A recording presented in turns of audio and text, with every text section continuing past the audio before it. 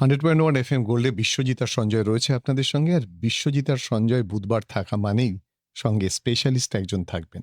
জানেন তো, এই সময়ে আমাদের মনে নানা প্রশ্ন। না, ভাববেন না আজকে বাংলা নববর্ষের প্রথম দিন বলে নববর্ষ নিয়ে প্রশ্ন, কিন্তু নতুন ভাবনাগুলো মাথার ভিতর আসে। আমরা মাঝে মাঝেই বলি ইউএফও বা ভিন গ্রহের প্রাণী, এদেরকে দেখা যায় বিভিন্ন জায়গায়। অনেকে বলেন মানে প্রফেসর শঙ্কুও কিন্তু বাদ যায়নি। আবার কেউ বলেন যে অ্যালিয়েনরা এই পৃথিবীতে আসে মানুষের বশে, মানুষের বেশেও আসে। হয়তো আপনার চারপাশে ঘুরছে, আপনি চিনতে পারছেন না। আবার কেউ বলেন ওই দূর মহাকাশে ওদের একটা পৃথিবী আছে, ওরা মাঝে মাঝে আসে আমাদের সঙ্গে দেখা করতে। তবে কবে লাস্ট এসেছিল এই পৃথিবীতে, আর কেমন দেখতে, কলকাতায় কি তাদের দেখা যেতে পারে? মহাবিশ্বের নানান রহস্য, এগুলো নিয়ে না ভয় পাবেন না, বিশ্বজিৎ সঞ্জয় এখানে বলবে না। আমাদের সঙ্গে আজ অতিথি আছেন। আমাদের অতিথি কে রয়েছেন ইতিমধ্যে আমাদের ফেসবুক পোস্টে আপনারা জেনে গিয়েছেন। Doctor Sandeep Chakraborty, director, Indian centre for space physics, Kolkata. তিনি আমাদের স্টুডিওতে ইতিমধ্যেই উপস্থিত হয়েছেন, আর আপনারা আমাদের সঙ্গে অলরেডি টিউন করে রয়েছেন, কারণ আজকের বিষয় মহাবিশ্বের রহস্য। 100.1 FM গোল্ড এবং আকাশবাণী কলকাতার ফেসবুক পেজ দুটোতে সাইমালটেনিয়াসলি আপনারা কিন্তু এই অনুষ্ঠান দেখছেন। 100.1 FM গোল্ড রেডিও টিউন করেও কিন্তু আপনারা শুনছেন। অথচ আমাদের যারা আপনারা আপনাদের প্রশ্ন পাঠাতে চান, সরাসরি আমাদের হোয়াটসঅ্যাপ করুন 9903059992 এই নাম্বারে। আর আমাদের ফেসবুক পেজে কমেন্ট সেকশনে গিয়ে আপনি লিখতে পারেন আমাদের পোস্টারের নিচে, অথবা আমাদের যে ফেসবুক লাইভ চলছে 100.1 FM গোল্ড এবং আকাশবাণী কলকাতা, সেখানে লাইভ অনুষ্ঠানের নিচে গিয়ে আপনি আপনার কমেন্টস জানাতে পারেন। আর আমাদের মেসেজ হোয়াটসঅ্যাপ করার নাম্বার তো আগেই বলে দিয়েছি। আজ অনুষ্ঠানে প্রথমেই ডক্টর চক্রবর্তী আপনাকে স্বাগত জানাই। ডক্টর চক্রবর্তীর শুভ নববর্ষ। বাংলায় নববর্ষের প্রথম দিনে আপনাকে পেলাম। তা প্রথম প্রশ্নটা হতেই পারতো বাংলা বাঙালিকে নিয়ে, কিন্তু আমরা একটু পিছিয়ে যাই। মানে একেবারে শুধু নিজেকে বাঙালির মধ্যে আবদ্ধ না রেখে পৃথিবীর এক মানুষ হিসেবে এটা যদি ভাবার চেষ্টা করি, এই পৃথিবী বা এই ব্রহ্মাণ্ড, এটা সৃষ্টি হলো কবে এবং কিভাবে, খুব ছোট্ট করে যদি আপনার কাছে একটু জেনে নিই। দেখুন, পৃথিবী সৃষ্টি হয়েছে প্রায় 457 কোটি বছর আগে, এবং সোলার সিস্টেম তৈরি হয়েছে 460 কোটি বছর আগে, আর মহাবিশ্ব তৈরি হয়েছে 1372 কোটি বছর আগে। অর্থাৎ পৃথিবী আর আমাদের সোলার সিস্টেম তারও আগে প্রায় 900 কোটি বছর কেটে গেছে, 950 কোটি বছর কেটে গেছে। তারপরে সোলার সিস্টেম তৈরি হয়েছে, তারপরে পৃথিবী তৈরি হয়েছে, তারপরে প্রাণ সৃষ্টি হয়েছে অনেক দেরিতে। মানে এই হচ্ছে আমাদের টাইম স্কেল। প্রাণের কথা বললেন, পৃথিবীর কথা বললেন, কিন্তু আমাদের এই প্রশ্ন বারবার মনের ভিতরে জাগে, শুধু কি প্রাণ পৃথিবীতেই আছে, আর কোথাও নেই? দেখুন, সারা মহাবিশ্ব, আহ, আপনাকে প্রথম বুঝতে হবে যে মহাবিশ্ব যেহেতু 1400 কোটি বছরের পুরনো, এবং যেহেতু সোলার সিস্টেমটা নিজে মাত্র 460 কোটি বছর আগে তৈরি হয়েছে, অর্থাৎ তারও আগে 950 কোটি বছর কেটে গেছে, সেখানে কি প্রাণ থাকার কথা না? মানে অর্থাৎ এন্টায়ার মহাবিশ্ব কি তৈরি হয়েছে শুধুমাত্র আমাদেরকে তৈরি করার জন্য? সেটা তো হতে পারে না। ফলে আমরা যখন আমরা দেখি যে অন্যান্য জায়গাতে, যেমন আমাদের আকাশগঙ্গাতে, হুম। আকাশগঙ্গাতেই মনে করুন 1,00,00,000 কোটিখানা তারা আছে।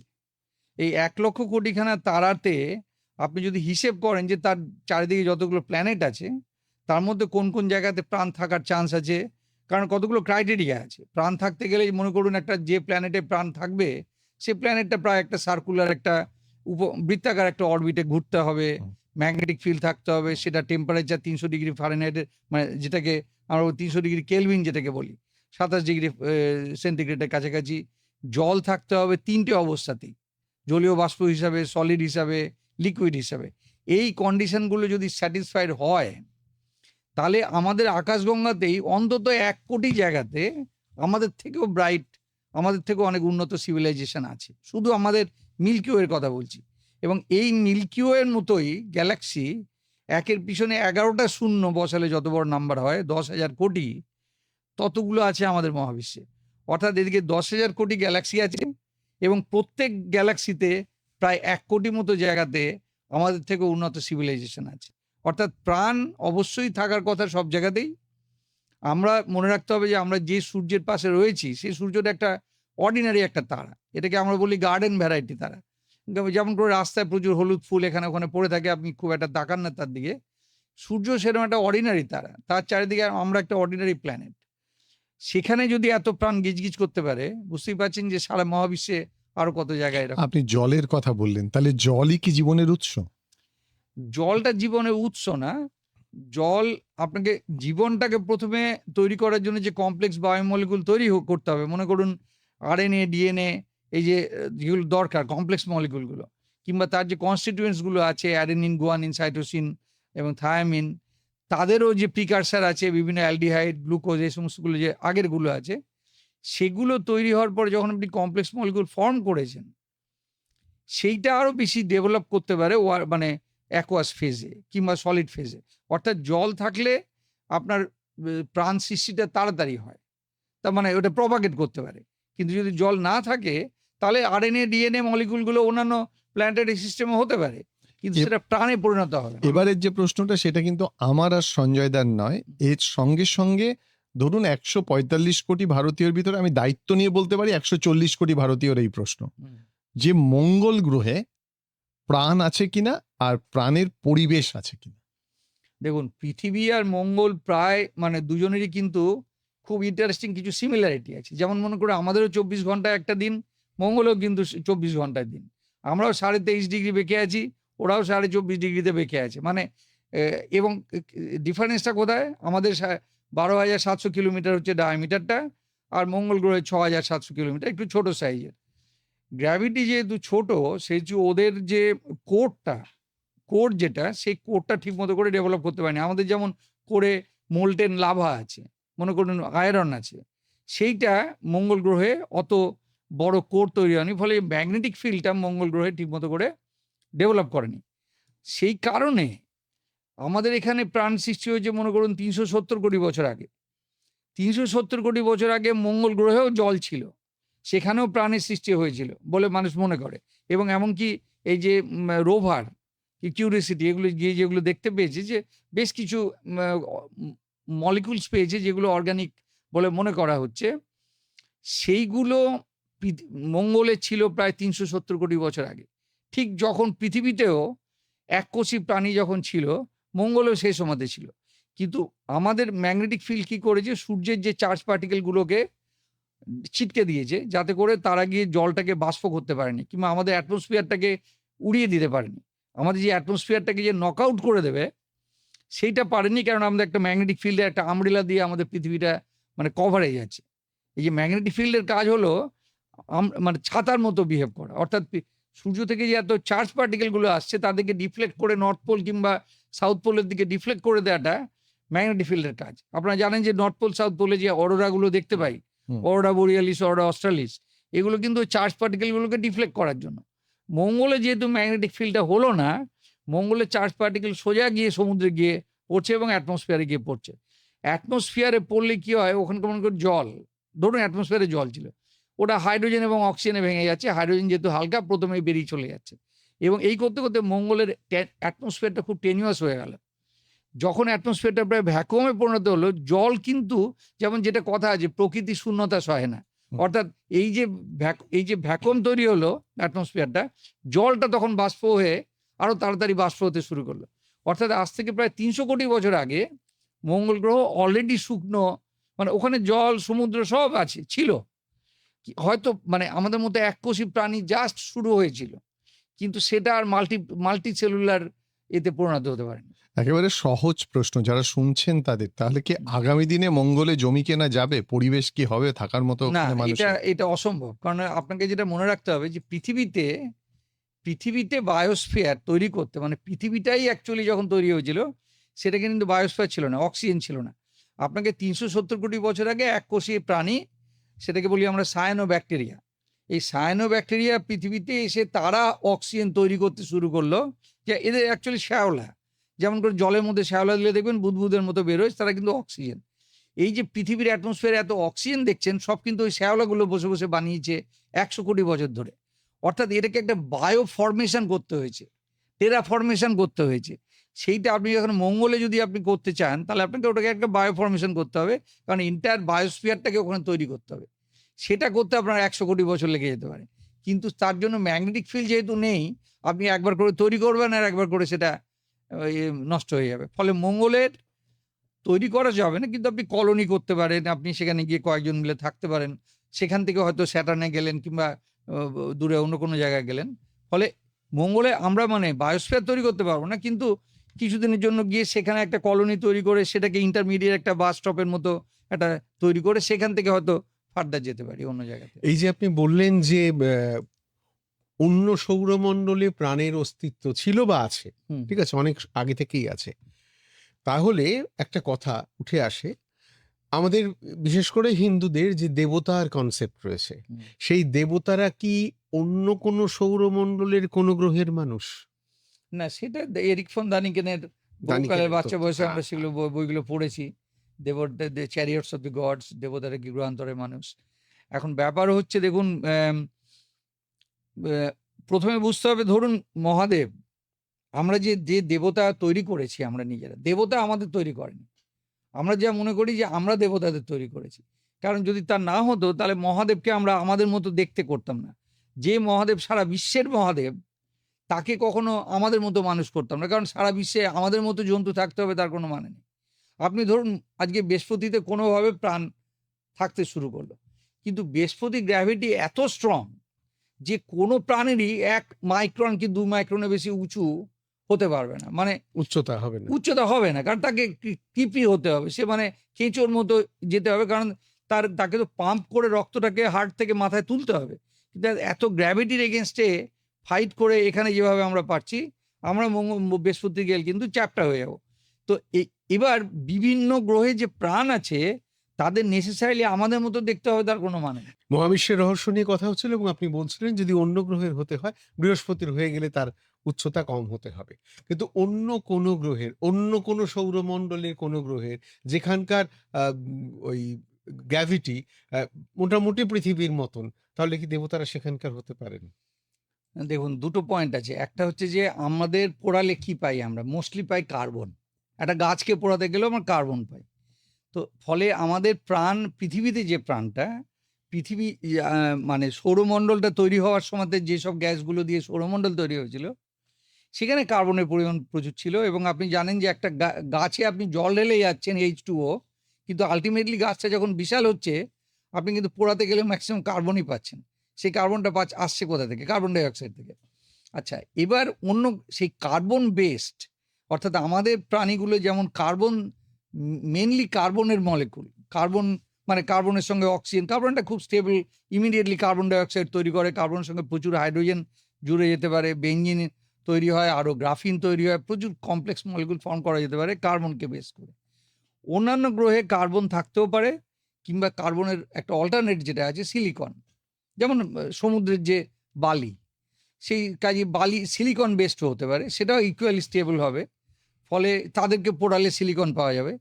তো এখন এই কারণে এক একটা পরিবেশে এক এক রকমের প্রাণ তৈরি হবে, তবে কতগুলো ফিজিক্যাল ল মেনে চলতে হবে। যেমন মনে করুন আমাদের যে দুটো চোখ আছে, তার মেন কারণ হচ্ছে আমরা ডিস্টেন্স, আমরা প্রেডিটর যারা আমাদেরকে মনে করি বাঘ সিংহদের ডিস্টেন্স মাপতে চাই, যাতে দৌড়তে পারে যে বাঘটা কত দূরে আছে, পালাতে চেষ্টা করছি।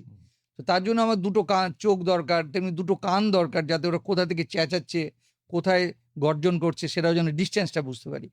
তেমনি আমাদের যাবতীয় যে ফিচারগুলো দেখছি সেগুলো কিন্তু অপটিমাইজ হয়েছে মিউটেশন হতে হতে। এটা কেউ ভগবান কিংবা কেউ তৈরি করেন, কিন্তু প্রচুর মিউটেশনের মাধ্যমে কয়েকশো কোটি বছরের ইভলিউশনের পরে আমরা একটা অপটিমাল একটা শেপ পেয়েছি। এটা এখনো ইভলভ করছে। এই যে আজকে আমরা কথাবার্তা খুব কম বলি, কম্পিউটারে বসে টাইপ করে যাচ্ছি, এই করতে করতে আমাদের কিন্তু ভাষারও, জীবের ইভলিউশন হচ্ছে, পায়ের ইভলিউশন হচ্ছে। আমরা কিন্তু একটা ইভলভিং একটা মানে ফলে সারা বিশ্বের নির্ভর করছে যে সিস্টেমটা এখন কোন স্টেজে আছে, বিভিন্ন জায়গায় বিভিন্ন স্টেজে আছে। সেটা কার্বন বেস নাও হতে পারে, তবে কতগুলো ফিজিক্যাল, যেটা বললাম যে দুটো চোখ, দুটো কান, তারপরে নিঃশ্বাস নেওয়ার মতো একটা বাইরের সঙ্গে মেটাবলিজমের জন্য যে অক্সিজেন, এই কতগুলো ফিচার কমন থাকবে। আমাদের সঙ্গে অনেক শ্রোতা রয়েছেন, দর্শকও রয়েছেন। তারা আমাদের প্রশ্ন করছেন। আমরা আগেই বলেছিলাম, যারা আপনারা প্রশ্ন করতে চান সরাসরি আমাদেরকে লিখে পাঠান 9903059992 এই নাম্বারে। এই মুহূর্তে বেহালা থেকে অনিমেষ ভট্টাচার্য লিখেছেন, স্যার মার্কারিতে প্রাণ থাকা সম্ভব কি? জানান প্লিজ। আর জুপিটার মানুষের বসবাসের যোগ্য হবে কি? এই দুটো প্রশ্ন। না, প্রথম কথা মার্কারি প্রচণ্ড গরম। মার্কারি যেহেতু সূর্যের খুবই কাছে, সেই জন্য সেগুলো মোল্টেন স্টেটে, মানে আপনি যে সিভিলাইজেশনে আপনার ৩ টে জিনিস একটু আগে বলছিলাম আমি, যে একটা যেকোনো তারার চারিদিকে একটা পার্টিকুলার ডিসট্যান্সে, যেটাকে আমরা বলি গোল্ডিলক জোন। গোল্ডিলক জোনটার মধ্যে হাইড্রোজেনের যে অক্সাইড মানে জল, সেইটা ৩ টে স্টেটেই থাকতে হবে। যেমন পৃথিবী একমাত্র জায়গা যেখানে বরফ, জল এবং জলীয় বাষ্প ৩ টে একসঙ্গে বাস করে। এটা একমাত্র পৃথিবীর জায়গা, এটাকে বলা হয় হ্যাবিটেবল জোন কিংবা গোল্ডিলক জোন। মার্কারি প্রচণ্ড হাই টেম্পারেচার, সেখানে এই জলের কোনো প্রশ্নই আসছে না। ভেনাসটার একটা ভালো জায়গা ছিল, কিন্তু ভেনাসের একটা সাইড এত গরম যে সেখানে প্রচণ্ড মানে ভলকানিক কার্বন ভেতর থেকে বেরোয়, এবং তাতে গ্রিন হাউস গ্যাস, ফলে কি হচ্ছে, পুরো ভেনাসটা গ্রিন হাউস গ্যাসে ঢাকা আছে, অসম্ভব গরম হয়েছে, যে কারণে ভেনাসেও অ্যাকচুয়ালি থাকতে পারে না। পৃথিবীটা হয়তো আরো কাছে ছিল সূর্যের, মঙ্গল গ্রহে হয়তো প্রাণ ছিল, যেটা বলছিলাম একটু আগে ডিসকাস করছিলাম, কিন্তু প্রাণটা খুব বেশি ডেভেলপ করতে পারেনি, তার আগেই হয়ে গেছে। বৃহস্পতিতে টোটালি গ্যাসিয়াস। এ পর্যন্ত এমন কোনো প্রোব পাওয়া যায়নি যেটা অ্যাকচুয়ালি তল খুঁজে পেয়েছে, মানে গ্যাসের মধ্য দিয়ে গেছে, একটা অ্যাকচুয়ালি প্যারাশুট ছাড়া হয়েছিল, সেটা কোনো সারফেসে গিয়ে টাচ করেনি। অর্থাৎ বৃহস্পতিতে আমাদের কোনো মানে পা রাখার কোনো জায়গা নেই। আচ্ছা, স্যাটার্ন আছে, আর এদিকে আমাদের মঙ্গল তো আছেই। মনে হয় মানে মার্কারিতে তো হবেই না, তবে ভেনাসে আমার মনে হয় খানিকটা চান্স, হার্ড সারফেস যেহেতু আছে, যাওয়া যেতে পারে, কিংবা গাড়ি মানে রোভার টোভার নামানো যেতে পারে। আমাদের প্রাণের স্পন্দন পৃথিবীতে আসা যেভাবে হয়েছিল, আপনার কি মনে হয় সৌরমণ্ডলের অন্যান্য ক্ষেত্র সেভাবেই প্রাণের স্পন্দন এসেছে? দেখুন, স্পন্দন বলতে গেলে এক্স্যাক্টলি কাকে বলছেন জানি না, যেটা এটা মানে একটা সার্টেন সেট অফ মলিকুলেদের একটা প্রপার্টি। এবার আপনি যখন এই মলিকুলগুলোকে মানে কালেক্ট করেন, যেমন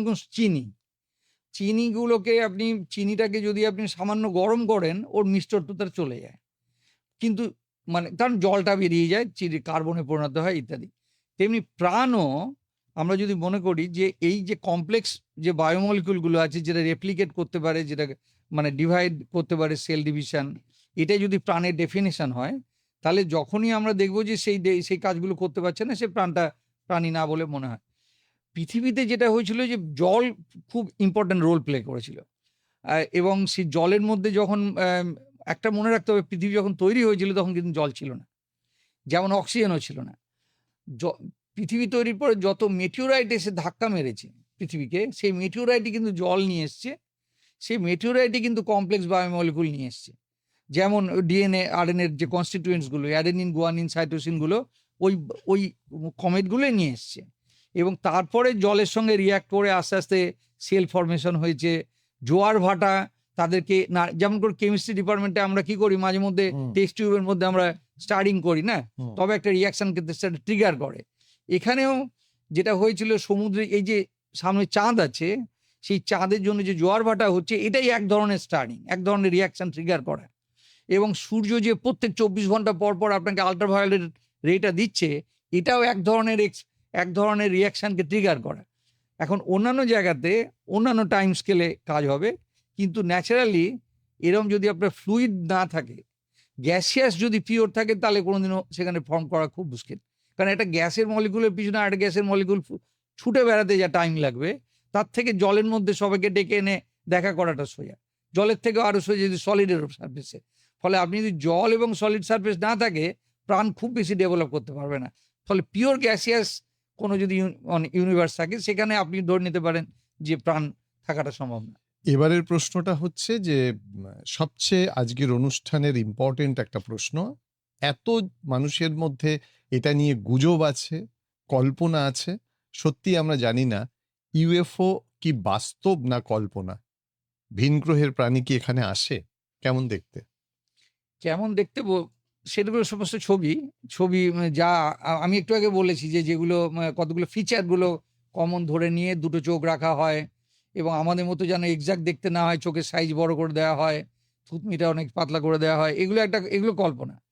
কিন্তু ইম্পর্টেন্ট ব্যাপার হচ্ছে যে একটু আগে আমি প্রথমেই বলেছি, যে যদি আমরা থাকতে পারি মহাবিশ্বে, অন্যদের সবার থাকার অধিকার আছে, এবং ন্যাচারালি আমরা অন্য জায়গায় যেতে যা প্রবাবিলিটি যত কম, অন্যদের আমাদের কাছে আসার প্রবাবিলিটি অনেক বেশি। কারণ অন্যরা অনেক বেশি। তো একটু আগেই বলেছি যে আমাদের আকাশগঙ্গাতেই ১ কোটির মতো জায়গাতে আমাদের থেকে উন্নত প্রাণ আছে। এবার তারা যদি মনে করে পৃথিবী ভিজিট করতে আসবে, ন্যাচারালি ১ কোটি গুণ বেড়ে গেল প্রবাবিলিটি ওদের আমাদের কাছে আসার। কিন্তু আমরা যদি এখন যেতে চাই, আমাদের যা টেকনোলজি, আমাদের মনে করুন সবচেয়ে কাছে যে তারাটা আছে আলফা সেন্টোরাই, তার প্রক্সিমা সেন্টোরাই। প্রক্সিমা সেন্টোরাইতেও কিন্তু প্ল্যানেট আছে এবং সেখানেও অ্যাকচুয়ালি প্রাণ থাকার মতো প্ল্যানেট আছে। সেইখানে যদি আপনি আলো যেতে হয় তাহলে 4.2 বছর লাগবে শুধু আলোর যেতে। ফলে এবং আমরা যদি আজকের টেকনোলজিতে যেতে চাই তাহলে 40,000 বছর লাগবে যেতে। অর্থাৎ আমরা কি এখন রিস্ক নিয়ে যেতে শুরু করব? যে 40,000 পরে যখন গিয়ে পৌঁছালাম সেই প্রাণ আর আছে কিনা বুঝতে পারবো না, কিংবা জানি না যে তারা হস্টাইল হবে কিনা, আমাকে দেখার সঙ্গে সঙ্গে হয়তো আমাকে মেরে ফেললো। ফলে আমি যাব কেন? মানে যেখানে যেতে আমার লাগবে 40,000 বছর, সেখানে আমি হঠাৎ যাওয়া শুরু করব কেন? তার থেকে আমি যদি বসে থাকি আমার পৃথিবীতে, তাহলে এই যে আমি বললাম ১ কোটি, আমাদেরই গ্যালাক্সির ১ কোটি জায়গার প্রাণ আছে, তাদের ভিজিট করাটা অনেক বেশি। তার মানে তারা কি আসে পৃথিবীতে? এসেছে কিনা বলতে পারবো না, কিন্তু আসা উচিত। এবং অলরেডি যেটা যেমন ২-৩টে আপনারা জানেন যে ওমুয়ামুয়া, তারপরে এই যে কমেট আটলাস যেটা জাস্ট গেল মাস ৩-৪ আগে, এগুলো কিন্তু একটুখানি মানে অন্যান্য স্টেলার সিস্টেম থেকে এসেছে এবং এখন পর্যন্ত মনে করা হচ্ছে যে একটাও কিন্তু কমেটের সত্যিকারের ন্যাচারাল কমেটের মতো বিহেভ করছে না। এই যে গেল কমেট আটলাস অলরেডি বৃহস্পতি ছাড়িয়ে গেছে, যতখানি ফেন্ট হওয়ার কথা ছিল সেটা ততখানি ফেন্ট হয়নি। অর্থাৎ একটা পসিবিলিটি থাকে, যেটা আমি মাঝে মধ্যেই আমার মনে হয় যে আমরা নিজেদের রকেটে করে কোনো জায়গায় যেতে যা খরচ কিংবা টেকনোলজি, তার থেকে আমরা যদি কোনো একটা এই ধরনের অ্যাস্টেরয়েডের উপরে আমরা যদি পিগিব্যাক চড়ে বসি আর কি, আমাদের যন্ত্রপাতি নিয়ে একটা এর গায়ে চড়ে বসলাম, একটা অ্যাস্টেরয়েডের গায়ে, এবং সেখানে ডিগিং করে একটা শেল্টারিং তৈরি করে যাতে কসমিক রেডিয়েশন থেকে বেঁচে, সেইটা দিয়ে আমরা কিন্তু সোলার সিস্টেমের আউটার সোলার সিস্টেম ঘুরে আসতে পারি। কিন্তু মনে রাখতে হবে যে আজকের টেকনোলজিটা মানে খুব ভালো না। আপনি মনে করতে পারেন যে চাঁদে যাচ্ছি, মঙ্গলে যাচ্ছি বলে বিশ্ব আমাদের হাতের মুঠোয়, সেটা না। আপনাকে মনে রাখতে হবে যে 1976 সালে যখন 76-77 ভয়েজার যখন শুরু করেছিল, সবে সোলার সিস্টেম ক্রস করছে। অর্থাৎ এই যে 50 বছর ধরে যাচ্ছে, সোলার সিস্টেমটা জাস্ট ক্রস করছে। অর্থাৎ আমরা এত আসতে যাচ্ছি, অ্যাভারেজ 6 কিলোমিটার করে পার আওয়ারে, পার সেকেন্ডে। তাহলে এই স্পিডে গেলে আপনি কখনোই নিয়ারেস্ট যে তারাটা যেতে আপনার বলেই দিয়েছি 40,000-50,000 বছর লাগবে। মহাবিশ্ব মোটামুটি ফাঁকা একটা জায়গা। এটা আপনাদের প্রথম পয়েন্ট মনে রাখতে হবে যে এটা অ্যাবসলিউটলি এমটি জায়গা। আপনি তাকাতে পারেন, বহু তারা নক্ষত্র দেখতে পারেন, কিন্তু ফিউ অ্যান্ড ফার বিটুইন। আপনি কিন্তু খালি প্রজেকশনটা দেখছেন যে গিজগিজ করছে তারা, কিন্তু এক একটা তারার থেকে আরেকটা তারার অ্যাভারেজ ডিস্টেন্স কিন্তু যাতায়াতের জন্য 40-50 হাজার বছর। অর্থাৎ থাকতে পারে তারা, কিন্তু আপনি তার কাছে যাওয়া কিংবা তাদের আমাদের কাছে আসা, এটা সম্পূর্ণ আলাদা একটা। আপনি যেতে গেলে অন্তত আলোর গতি বা আলোর গতির থেকে বেশি সম্পন্ন কোনো রকেটে যেতে হবে, তাহলে অন্তত একটা ট্যানজিবল টাইমের মধ্যে পৌঁছবেন এবং আপনার উত্তর পাবেন। এবং আলটিমেটলি আপনি যদি আগে থেকে না জানেন যে সে হস্টাইল না, আপনি একটা কমিউনিকেট না করে আপনি কেন সেখানে ল্যান্ড করতে যাবেন? এবার এত কষ্ট করে গেলেন, গিয়ে দেখলেন সঙ্গে সঙ্গে আপনাকে মেরে ফেললো, তা আপনি যাবেন কেন? ফলে ন্যাচারালি একটা কমিউনিকেশনের আগে থেকে না পড়ে, মনে করুন টাইম ট্রাভেলের যে কথাগুলো লোকে বলে যে শর্টকাটে আমি ইচ্ছে করলে আমি আমার ঘড়ি ধরে যে টাইম লাগবে তার থেকে যদি আমি ফাস্ট যেতে পারি, কিংবা যদি টাইম মেশিনের মধ্যে দিয়ে যেতে পারি যেটা দিয়ে অনেক কম সময় লাগবে, সেইভাবে না গিয়ে সেইভাবে কন্ট্যাক্ট না এসে আমরা মানে হঠাৎ বেরিয়ে পড়াটা উচিত হবে না। ইউএফও নিয়ে আমার আরো অনেক প্রশ্ন আছে, সেগুলো জিজ্ঞাসা করবো, কারণ আমি দেখছি যে ইউএফও যখন পড়াশোনা করছিলাম, হয় ভার্জিনিয়া বা মেক্সিকো বা হিস্টেরিয়া, এরিয়া 51, হ্যাঁ, বা হিস্টেরিয়া, এই অঞ্চলটা থেকে কেন দেখা যায়? এই যে ATLS এর কথা হলো, যে অ্যাস্টেরয়েডটা বেশ কিছু যেন সিগন্যাল দিয়ে গেল, এবং বিজ্ঞানীরা বলছিলেন, আমি ফলো করছিলাম, বিজ্ঞানীরা বলছেন যে ওদের কিছু সিগন্যাল, দু একটা সিগন্যালকে ডিকোড করা গেছে।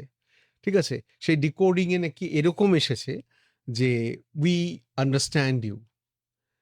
এই যে মেসেজ, এই মেসেজ কি খুব বিশ্বাসযোগ্য? মানে আপনারা বিজ্ঞানীরা, বিশ্বজুড়ে মহাকাশ বিজ্ঞানীরা আপনারা যারা আছেন, আপনারা কি এই ধরনের মেসেজগুলোকে অ্যাকসেপ্ট করছেন? না, কোনো মেসেজ এরকম আসেনি। এবং সেখানে শুধুমাত্র যেটা জানা গেছে সেটা হচ্ছে রেডিও, সেখান থেকে রেডিও বেরোচ্ছে। হুম। তার মেন কারণ হচ্ছে যেখানে ইলেকট্রন আছে, যেখানে ম্যাগনেটিক ফিল্ড আছে, তারা সিনক্রোটন এমিশন দেয়। এর ফলে এর মধ্যে খুব একটা চিন্তার বিষয় না। যেটা চিন্তার বিষয় ছিল, যেটা আপনাকে মানতে হবে যে যখন জিনিসটা সূর্যের দিকে আসছিল, তখনই লোকে বুঝতে পেরেছে এটা একটা কিন্তু আনইউজুয়াল একটা অবজেক্ট। কেন না, সাধারণত কমেটের লেজ তৈরি হয় মঙ্গল গ্রহের অরবিটের মধ্যে যদি ঢোকে। হ্যাঁ, খুব কাছে চলে এসছে, টেম্পারেচার বেড়ে গেছে, সূর্য রেডিয়েশনে লেজটা ফর্ম করতে শুরু করে। এই পার্টিকুলার অবজেক্টে দেখা গেছে যে লেজ ফর্ম করেছে অবজেক্টটা যখন জুপিটারের কাছে আছে তখন। পরে দেখা গেল অ্যানালিসিস করে যে এই যে লেজটা জলীয় বাষ্প না, তার বদলে কার্বন ডাই অক্সাইডের, অর্থাৎ যেটাকে ড্রাই আইস বলি আমরা। ড্রাই আইস যেহেতু খুব তাড়াতাড়ি সাবলিমেট করে যায়, সেই জন্য লেজটা তৈরি হয়েছে অনেক পেছনে, মানে অল্প টেম্পারেচারেই ও কিন্তু অলরেডি সাবলিমেট করতে শুরু করেছে। এটা হলো 1 নম্বরের প্রথম মানে ধাঁধাটা। তারপরে অনেকগুলো আনইউজুয়াল জিনিস হতে শুরু করলো। সবচেয়ে বড় হচ্ছে যে তার পেছনে লেজ যেমন আছে, দেখা গেল যে সামনের দিকেও আরেকটা লেজ আছে। এবার সেই লেজটা দুটো লেজ দুদিকে আছে, এবং যখন মানে সূর্যকে ক্রস করে চলে যাচ্ছে, সবচেয়ে থার্ড ইম্পর্টেন্ট পয়েন্ট যাতে লোকেরা খুব সজাগ হয়ে গেছিল, যে ওর অরবিটটা এত সুন্দর যে জুপিটারের পাশ দিয়ে এলো, তারপরে মঙ্গলের পাশ দিয়ে এলো, তারপরে মানে সূর্যের দিকে গেল, আবার যাওয়ার পথে পৃথিবীর পাশ দিয়ে গেল, আবার জুপিটারের সাইড দিয়ে যাচ্ছে। এটা সম্ভব কেবলমাত্র যদি দুজনেরই অরবিট প্রায় একই প্লেনে থাকে। এবার যদি এক্সট্রা টেরেস্ট্রিয়াল অবজেক্ট হয়, তাহলে অরবিট যে কোনো র্যান্ডাম হতে পারে। পৃথিবীর যে সবকটা আপনি দেখবেন যে সবকটা সোলার সিস্টেমের সবকটা প্ল্যানেট প্রায় একই প্লেনের মধ্যে ঘুরছে, সেটাকে আমরা ইক্লিপ্টিক বলি। পৃথিবী যে প্লেনে ঘুরছে, মানে বৃহস্পতি, শনি রাফলি একই প্লেনে ঘুরছে। এই কমের অ্যাটলাস যেটা এসেছিল সেটাও একই প্লেনে ঘুরছে। সেটাতেই লোকেরা বলছিল এত সুন্দর করে টিউন করে প্রত্যেকটা প্ল্যানেটকে চেকিং করতে করতে যাচ্ছে, নিশ্চয়ই এর মধ্যে কোনো ইন্টেলিজেন্ট একটা মানে ব্যাপার আছে। লেটেস্ট যে খবরটা সেটা হচ্ছে যে এইটা যদি ন্যাচারাল অবজেক্ট হতো, তাহলে জুপিটারের কাছে চলে গেলে ওর ম্যাগনিটিউড হয়ে যাওয়া উচিত ছিল 24, অর্থাৎ সবচেয়ে মানে আপনি মোস্ট পাওয়ারফুল টেলিস্কোপ দিয়েও দেখতে পাওয়া উচিত ছিল না। কিন্তু দেখা যাচ্ছে যে ওটা এখনো পর্যন্ত কিন্তু ব্রাইট।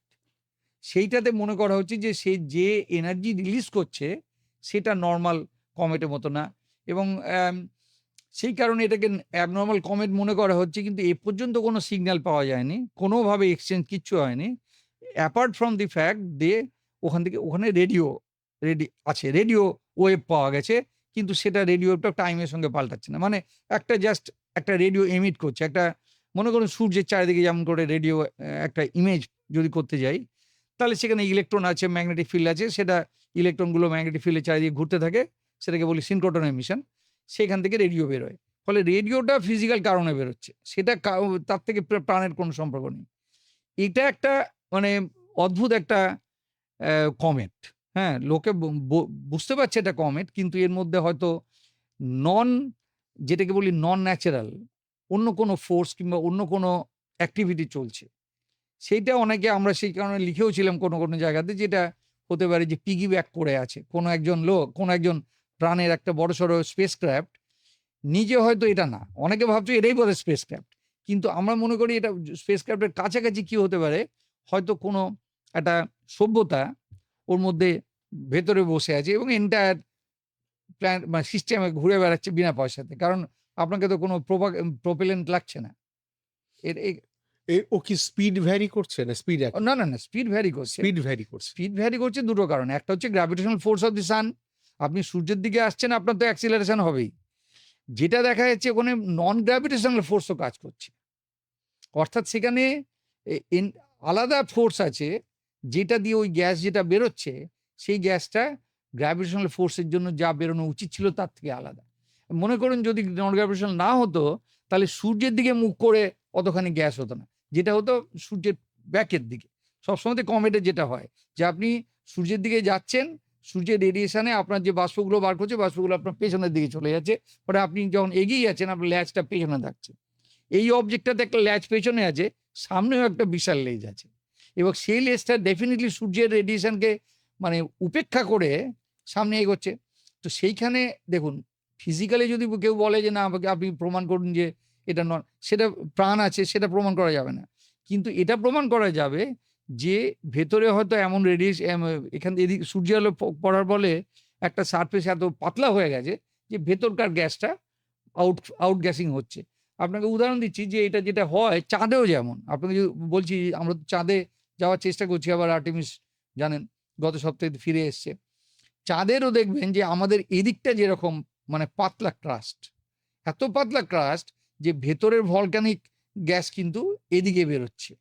যে কারণে দেখবেন বড় বড় বেসাল্টিক প্লেন আছে চাঁদের গায়ে, কালো কুচকুচে, যেখানে বুড়ি চরকা কাটা বুড়ি যে ছবিগুলোকে আমরা মনে করি, ওটা কিন্তু ব্যাসাল্টিক প্লেন। ভেতরকার ভলক্যানো বেরিয়ে এসছে, কেননা ক্রাস্টটা খুব পাতলা। উল্টো দিকে ক্রাস্ট কিন্তু প্রচন্ড মোটা। আপনি দেখবেন যে এই যে আর্টেমিস উল্টো দিক থেকে ঘুরে এলো, দেখবেন সেখানে কোনো ব্যাসাল্টিক প্লেন নেই। অর্থাৎ সূর্য নন গ্র্যাভিটেশনাল এই যে ব্যাপারটা আমরা দেখছি, সেটা ট্রিগার হয়তো সূর্যই করছে। সূর্যই করছে, সামনের দিকটা এমন করে মেল্ট করে দিচ্ছে যাতে করে ভেতর থেকে গ্যাস যেটা আর ট্র্যাপড হয়েছিল সেটা হয়তো এই দিক থেকে বেরোনো ছাড়া কোনো উপায় থাকছে না। ফলে লোকে মনে করে না যে সত্যিকারের প্রাণী তার মধ্যে আছে। হ্যাঁ, তবে নন গ্র্যাভিটেশনাল ফোর্স কাজ করছে। এটিএলএস এর কথা আপনি এত ডিটেইলে বললেন, সে গতিকে চেঞ্জ করেছে, করছে। ভিন্নতর বেশ কিছু ফিচার সে দেখিয়েছে, এক্সিবিট করেছে এবং এখনো সে করে চলেছে। তাহলে দুটো কথা, এই গোটাটাই কি একেবারেই প্রাকৃতিক, নাকি এলিয়েন দ্বারা পরিচালিত কোনো কিছু সেটা হতে পারে? না দেখুন, প্রথম কথা বুঝতে হবে যে একটু আগে প্রথম থেকে বলেছি যে সূর্য 450 কোটি বছরের পুরনো। এই অবজেক্টটা যদি আপনি ট্রাজেক্টরিটাকে ব্যাক করে দেখেন, এই ট্রাজেক্টরিটা হচ্ছে ওপেন ট্রাজেক্টরি, অর্থাৎ এটা বৃত্তাকার বা উপবৃত্তাকার ট্রাজেক্টরি না। এক প্রান্ত থেকে এসেছে আরেক প্রান্তে চলে যাচ্ছে, অর্থাৎ এটা সূর্যে আর জন্মে আসবে না। এই যে এই একটা কমেট কালকেই ভোরবেলাতেই আপনি যদি চান দেখতে পারেন, C2025 R3, সেটাও এরকম একটা গ্রেড যার ওপেন ট্রাজেক্টরি, অর্থাৎ ওই একবারের জন্যই আসবে, এবং হিউম্যান সিভিলাইজড ম্যান এই প্রথম একবারের জন্যই দেখলো। এরকম অবজেক্ট কিন্তু আমাদের সোলার সিস্টেমে বারবার আসে যায়। এই পার্টিকুলার কমেট যেটা অ্যাটলাস যেটা আপনি বলছেন, সেইটার ট্রাজেক্টরিটাকে যদি আমি ব্যাক করি, তাহলে দেখা যাবে আমাদের মিল্কি ওয়ের যে গ্যালাক্টিক যে সেন্টারটা, এক্স্যাক্টলি ওই সেন্টারের দিক থেকে আসছে। অর্থাৎ এটা প্রায় 700 কোটি বছরের পুরনো। আমাদের সোলার সিস্টেম, অর্থাৎ ও যখন শুরু করেছিল যাত্রা, তখন সূর্য তখন তৈরিই হয়নি। ফলে আপনি মনে করতে পারেন না যে কেউ ইন্টেনশনালি আমাদের দিকে যাচ্ছে, অথচ সেখানে এখনো পর্যন্ত সোলার সিস্টেম তো দূরের কথা, সূর্যই তৈরি হয়নি, প্রাণ তো দূরের কথা। অর্থাৎ এটাকে আপনি মনে করতে পারেন না যে একজন ইন্টেনশনালি আপনার দিকে এগিয়ে আসছে, 350 কোটি বছর আগে থেকেই জেনে গেছে যে এখানে একটা তারা তৈরি হতে চলেছে এবং সেখানে প্রাণ হতে চলেছে। ফলে এটা অনেক বেশি মানে হবে আর কি, খুব অ্যাক্সিডেন্টাল হবে যদি আপনি যেটা বললেন সেটা হয়। বেশ। আমরা বিভিন্ন বিষয় নিয়ে আমি কিন্তু সঞ্জয়দার মতো ইউএফএতেই আটকে রয়েছি, এবং যেটা বলছিলাম আমরা যখন এই ফেসবুক লাইভের প্রশ্নে আসছিলাম তখনই কথা হচ্ছিল যে কেন আমেরিকা থেকে ল্যাতিন আমেরিকা, মানে আমেরিকা, মেক্সিকো, ভার্জিনিয়া, হিস্টিরিয়া এই অঞ্চলগুলো থেকে দেখা যাচ্ছে বলে দাবি করা হয়েছে। দেখুন, ওই জায়গাটাতে নিউক্লিয়ার বোমার সব টেস্টিং হয়। নেভাদা ডেজার্ট যেটাকে বলে, নেভাদা ডেজার্টে area 51 one of the most secretive একটা জায়গা। এবার সেই জায়গাটাকে যেহেতু সিক্রেট জায়গা, আশেপাশ দিয়ে আপনি যদি যান প্রায় 200-250 কিলোমিটার, একটা স্কোয়ার কিলোমিটার এরিয়া জুড়ে আপনাকে আশেপাশে যেতে পর্যন্ত দেবে না। আপনি ইন্টারস্টেলার মুভিটা বোধহয় দেখেছেন, সেখানে ওটাও শুরুই কিন্তু হয়েছিল যে ওই একটা মিস্টিরিয়াস জায়গার মধ্যে গিয়ে সবাই হারিয়ে যাচ্ছে, এবং সেখানে একটা বিশাল ব্যাপার চলছে। সেইটা যেহেতু একটা সিক্রেট, একটা অ্যাটমিক এনার্জির একটা মানে অ্যাক্টিভিটি চলছে মানে আমেরিকার, সেইখানটাতে মানুষ বাইরের লোকেরা একটা সন্দেহ করতে শুরু করেছে যে এই জায়গাটা এমন কি হতে পারে। যে প্রশ্নটা আমি অনেকক্ষণ ধরে চেষ্টা করে করব ভাবছি, কিন্তু সাহসে কোলাতে পারছি না, কারণ এই প্রশ্ন আমি করে দিলে আপনি হয়তো আমাকে বকাবকি করতে পারেন, কিন্তু যারা শুনছে তারা বকাবকি করবেন, আমার পাশে দাঁড়াবে আমি নিশ্চিত। কলকাতাকেই ইউএফও আসতে পারে, দেখা যেতে পারে কলকাতায়? কলকাতাতে অবশ্যই যদি ইউএফও পৃথিবীতে আসে, তাহলে সেটা তো ওর একটা পার্টিকুলার ন্যাচারালি সে কলকাতার মানুষকে কিংবা আমেরিকার মানুষকে কাউকে তো টার্গেট করে আসবে না। এবং তাকে যখন আমরা চ্যালেঞ্জ করবো তখন সারা বিশ্বের মানুষ এক হয়ে চ্যালেঞ্জ করতে হবে। তখন আমরা ভার্সেস ওরা, আমাদের অস্তিত্ব ভার্সেস ওদের সঙ্গে লড়াই। তাই সেটা কলকাতায় আসতেও পারে। শুধু আপনাকে একটা কথা আমি এক্সট্রা কথা বলতে ভুলে গেছিলাম একটু আগে, যে পৃথিবীতে যে প্রাণটা দেখছেন, এই যে আজকে আমরা দেখছি, মনে করুন অ্যাবসলিউটলি লেটেস্ট ভার্সানটা আমাদেরকে দেখতে পাচ্ছেন আমাদেরকে। পৃথিবীতে কিন্তু প্রাণ অন্তত 4 বার অলমোস্ট নিশ্চিহ্ন হয়ে গেছিল। অর্থাৎ পৃথিবীতে প্রাণী ছিল প্রচুর, অনেক হাই লেভেলে প্রাণ এসেছিল, তাদের 98.7% পর্যন্ত নিশ্চিহ্ন হয়ে গেছিল প্রায় 4 বার। এবং এর আগে 6.5 কোটি বছর আগে আপনারা জানেন যে মেক্সিকোতে ইউকাতান পেনিনসুলায় যখন ডাইনোসর ধ্বংস হয়েছিল, সেখানে প্রায় 10 কিলোমিটার একটা বড় অ্যাস্টেরয়েড পড়ে ধ্বংস হয়ে গিয়েছিল। ফলে বারবার কমপ্লেক্স মলিকুল, কমপ্লেক্স প্রাণী তৈরি হচ্ছে এবং তারা ধ্বংস হয়েছে। 28 কোটি বছর আগে একবার হয়েছিল, সেখানেও সাইবেরিয়াতে এত বড় একটা ভলকানো হয়েছিল যে সেটাতে গ্রিন হাউস গ্যাসের জন্য সবাই মারা গিয়েছিল, প্রায় 1% 1.5% বেঁচেছিল। মানে আবার কি পৃথিবী ধ্বংস হয়ে যেতে পারে? অবশ্যই, সে তো হবেই, কিন্তু পয়েন্ট সেটা না। পয়েন্টটা হচ্ছে যে এই যে আমরা যাদেরকে বলছি যে পুরনো যে ফসিলগুলো পাচ্ছি কিংবা কমপ্লেক্স যে বোনগুলো পাচ্ছি, সেগুলো আমাদের এই এরার নাও হতে পারে।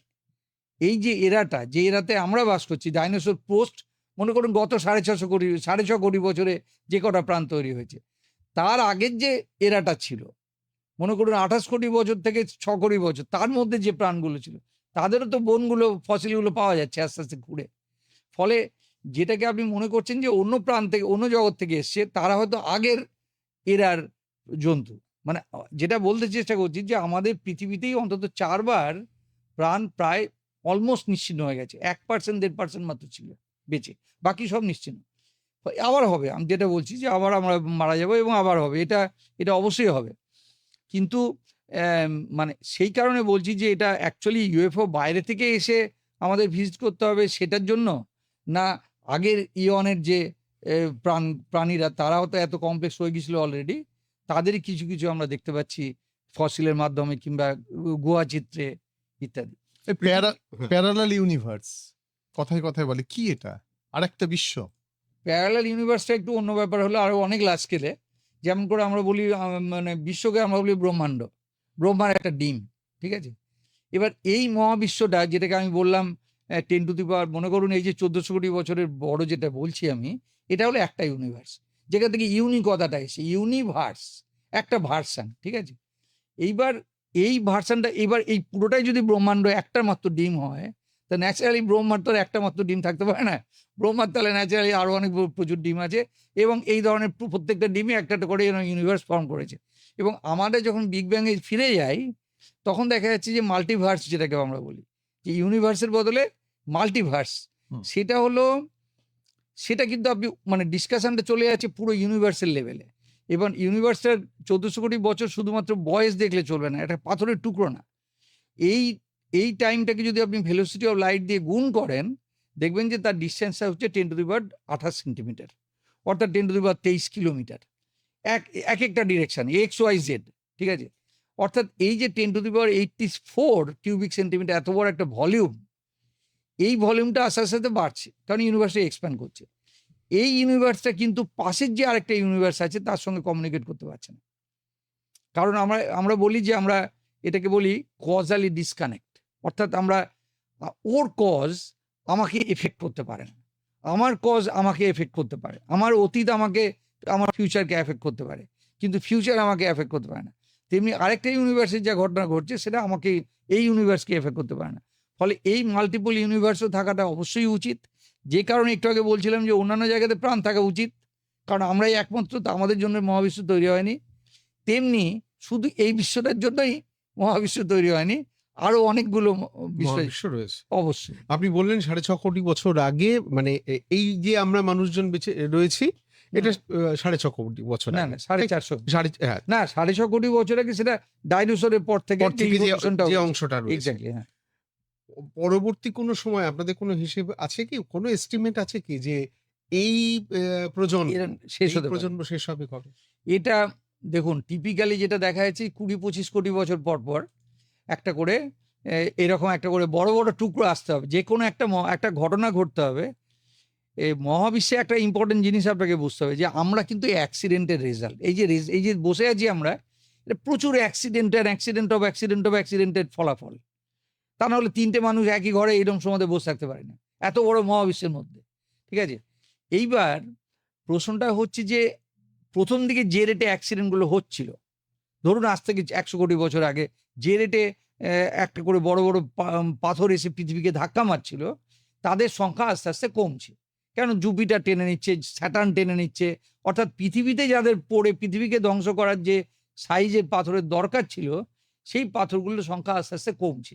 ফলে ন্যাচারালি যেটা হবে, যে আগেরটা থেকে মনে করুন 28 কোটির পরে 6 কোটি, যে এই যে 22 কোটি বছর পরে একবার ধ্বংসটা হয়েছে, তাহলে ধরে রাখতে পারেন যে আরো 30-40 কোটি বছর পরে পরের ধ্বংসটা হবে।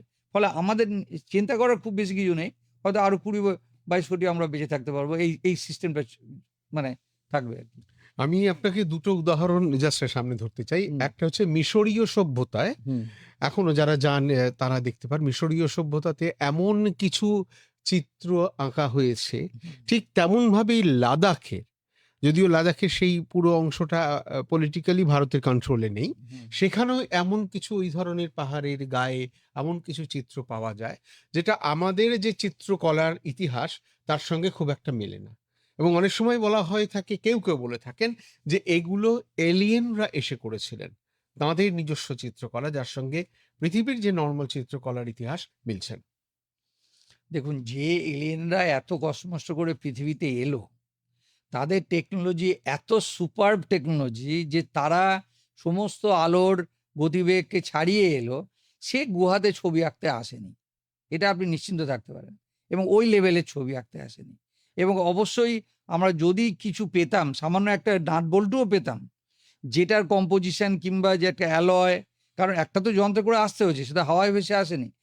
যদি কোয়ান্টাম টেলিপোর্টেশন কিংবা মানে এমনভাবে আসে যে যেটাকে আমরা কোয়ান্টাম টেলিপোর্টেশন বলি, যে তারা হয়তো ওখানেই বসে আছে, কিন্তু তাদের একটা ইমেজ, তাদের একটা হলোগ্রাফিক ইমেজ এখানে এসে উপস্থিত হলো, কাজকর্ম হলো। কিন্তু যারা এত সুপার বইতে চিন্তা ভাবনা করছে, যারা আমাদের থেকে 10 কোটি বছর এত এগিয়ে আছে, সে ওই গুহা চিত্র আঁকতে আসবে না, এতে আপনি নিশ্চিন্ত থাকতে পারেন। বেশ, এইবার আবার আমরা মানে যাকে বলা যায় ওই ওই জায়গাতেই রোটেট করতে চাইছি, সেটা হচ্ছে যেটাকে গডস পার্টিকল, ঠিক আছে, big bang theory, God's particle, যা নিয়ে আপনারা মহাবিশ্বের যে মহাকাশ বিজ্ঞানীরা, একেবারে বিশেষ করে ফিজিসিস্টরা, এটা নিয়ে বহু চর্চা করছেন এবং হিউজ একটা ইনভেস্টমেন্টও হয়েছে। What is that? দেখুন, গড পার্টিকেলটা এটা হচ্ছে হিগস পার্টিকেল। এটা হিগস বলে একজন ভদ্রলোক বহুকাল আগে করেছিলেন, যে এই যে আমাদের বস্তু কণা, যে ফিল্ডটাকে এমনভাবে জড়ো করা যায় যে সেটা একটা, যে কোনো জিনিসের যে মাস দেখছি আমরা, অর্থাৎ ভর দেখছি, সেই ভরটা হচ্ছে এই হিগস ফিল্ডের জন্য। এবার আপনাকে উদাহরণ দিচ্ছি, মনে করুন একটা মেলার মধ্যে লোকজন গিজগিজ করছে, হঠাৎ একটা মানে সেলিব্রিটি সে মেলার মধ্যে ঢুকে পড়লো। হ্যাঁ, এই শাহরুখ খান কিংবা কেউ ঢুকে পড়লো এবং সবাই হইচই করে শাহরুখ খানের পেছন ঘুরতে শুরু করলো। আপনি দেখবেন মেলায় বাকি সব র্যান্ডাম চলছে, কিন্তু খানিকটা জায়গায় একদল লোক ভিড় করে দেয় এবং তাদের সংখ্যা বাড়ছে, করে গেছে করছে, এবং সেও শাহরুখ খানের সঙ্গে যাচ্ছে। এইভাবে হিগস ফিল্ডেরও কাজ, এই মনে করুন শাহরুখ খানই হচ্ছে হিগস ফিল্ডের, ওই জায়গাকার হিগস ফিল্ডের হিগস পার্টিকেল। এবং তার জন্যই এই যে কংগ্লোমারেশনটা হচ্ছে, যে অ্যাক্রিশনটা হচ্ছে, তাদের জন্য যে একটা মাস তৈরি, ভর জেনারেট করছে, এইটাই কি আপনি ধরতে পারেন যে এইভাবে হিগস ফিল্ডও তার চারিদিকে ম্যাটারকে ড্র করে তার মাসটাকে আস্তে আস্তে বাড়ায়। এবং ফলে এটা অবশ্যই একটা মানে চিন্তার বিষয় ছিল, কিন্তু লোকে মোটামুটি বুঝে ফেলেছে যে এই হিগস ফিল্ডটা কী জিনিস, এবং লোকে আবিষ্কারও করেছে। হিগস বোসনের জন্য নোবেল প্রাইজও পেয়েছে কিছু কয়েক বছর আগে। বেশ, তার মানে আমাদের সৃষ্টির আদি তত্ত্বটাকে আপনারা অন্তত পৌঁছেছেন বা তার কাছাকাছি অবশ্যই সেখানে পৌঁছাতে পেরেছেন। এবার একদম রিভার্স একটা জায়গায় যাই, ব্ল্যাক হোল। এই ব্ল্যাক হোল কি আপনাদের কাছে খুব স্বীকৃত তথ্য বা তত্ত্ব, নাকি তা নয়? শুনুন, দুটো আসপেক্ট আছে। একটা আগে ব্ল্যাক হোলটা একটু বুঝে নিই। আচ্ছা, প্রথম কথারও প্রথম কথা, সেটা হলো এই যে যেখানে বসে আছি তার ঠিক 1 কিলোমিটারের মধ্যেই আছে আপনি জানেন সেন্ট জনস চার্চ হুম। এবং জিপিও। সেইখানেই কিন্তু অন্ধকূপ হত্যা হয়েছিল 1756 সালের 20শে জুন। এবং সেইখানে এই অন্ধকূপ হত্যাটা যখন এই ব্রিটিশ নিউজ পেপারে ছাপা হলো, বলা হলো এটা ব্ল্যাক হোল ক্যালকাটা ইভেন্ট। এবং যখন সত্যিকারের ফিজিসিস্টরা যখন আলটিমেটলি আইনস্টাইনের যে থিওরি দিলেন 1915 সালে, তারপর 1916 সালে যখন লোকে দেখালো যে ব্ল্যাক হোল টাইপের এক ধরনের জিনিস থাকা উচিত, এবং আলটিমেটলি 1962-63 সালে যখন বোঝা গেল যে এই ধরনের জিনিস অবশ্যই থাকা উচিত, তখনও কিন্তু লোকে জানতো না এর নামটা কি দেয়া হবে। তখন প্রিন্সটনের লোকেরা বললো, কেন এ তো ব্ল্যাক হোল ক্যালকাটার মতো বিহেভ করছে। একবার করে মানুষ যখন এর মধ্যে, যেমন করে জিপিওতে ওখানেও ছিল ফোর্ট উইলিয়াম, পুরনো ফোর্ট উইলিয়াম, সেখানে যেমন মানুষ গিয়ে আর বেরোতে পারেনি, মারা গেছে প্রায় প্রচুর লোক। তাদের দেখবেন আপনি সেন্ট জর্জ চার্চে তাদের একটা আছে, মানে তাদের একটা ক্রিমেটোরিয়াম মতো একটা হলওয়েল মনুমেন্ট যেটা আছে, সেই মনুমেন্টে তাদের নামও লেখা আছে যারা যারা মারা গিয়েছিল। ওখানেও যেমন ওই ঘরটার মধ্যে ঢুকে আর কেউ বেঁচে ফিরতে পারেনি, এই তারাটার কাছে মধ্যেও কেউ যদি ঢোকে আশেপাশে কাছাকাছি যায় সে আর ফিরতে পারবে না। ফলে এর নামটা ব্ল্যাক হোল দেওয়া উচিত। ফলে কলকাতার সঙ্গে ব্ল্যাক হোল যে নামটা বললেন আপনি, তার সম্পর্ক হয় কলকাতা থেকেই ব্ল্যাক হোল নামটা এসেছে। এটা হলো প্রথম পয়েন্ট।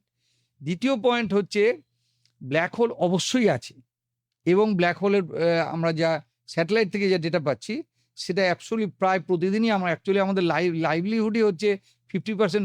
আমি মনে করুন 35খানার মতো পিএইচডি স্টুডেন্ট তৈরি করেছি শুধুমাত্র ব্ল্যাক হোল প্রমাণ আছে সেটা প্রমাণ করে। ব্ল্যাক হোলটা হচ্ছে এমন একটা তারার ডেড বডি, মানে মৃতদেহ টাইপের, যে তারাটা প্রচণ্ড কম্প্যাক্ট হয়ে যায়। মনে করুন সূর্যটাকে আমি কম্প্রেস করে 1.5 কিলোমিটার রেডিয়াসের একটা স্ফিয়ারে নিয়ে চলে এলাম, মানে এদিক থেকে এদিক মাত্র 3 কিলোমিটার। সূর্যটার সাইজ কত? 1400,000 কিলোমিটার। ঠিক আছে, এবার 1400,000 কিলোমিটারকে আমি যদি 3 কিলোমিটারের মধ্যে ঠেসে ঢুকিয়ে দিতে পারি, তাহলে গ্র্যাভিটিটা এত স্ট্রং হবে, ঠিক আছে, যে আপনি আলো যদি ওখান থেকে ভেতর থেকে যদি আলোটা পাঠান, ও আলোটা আবার ব্যাক করে ফিরে যাবে।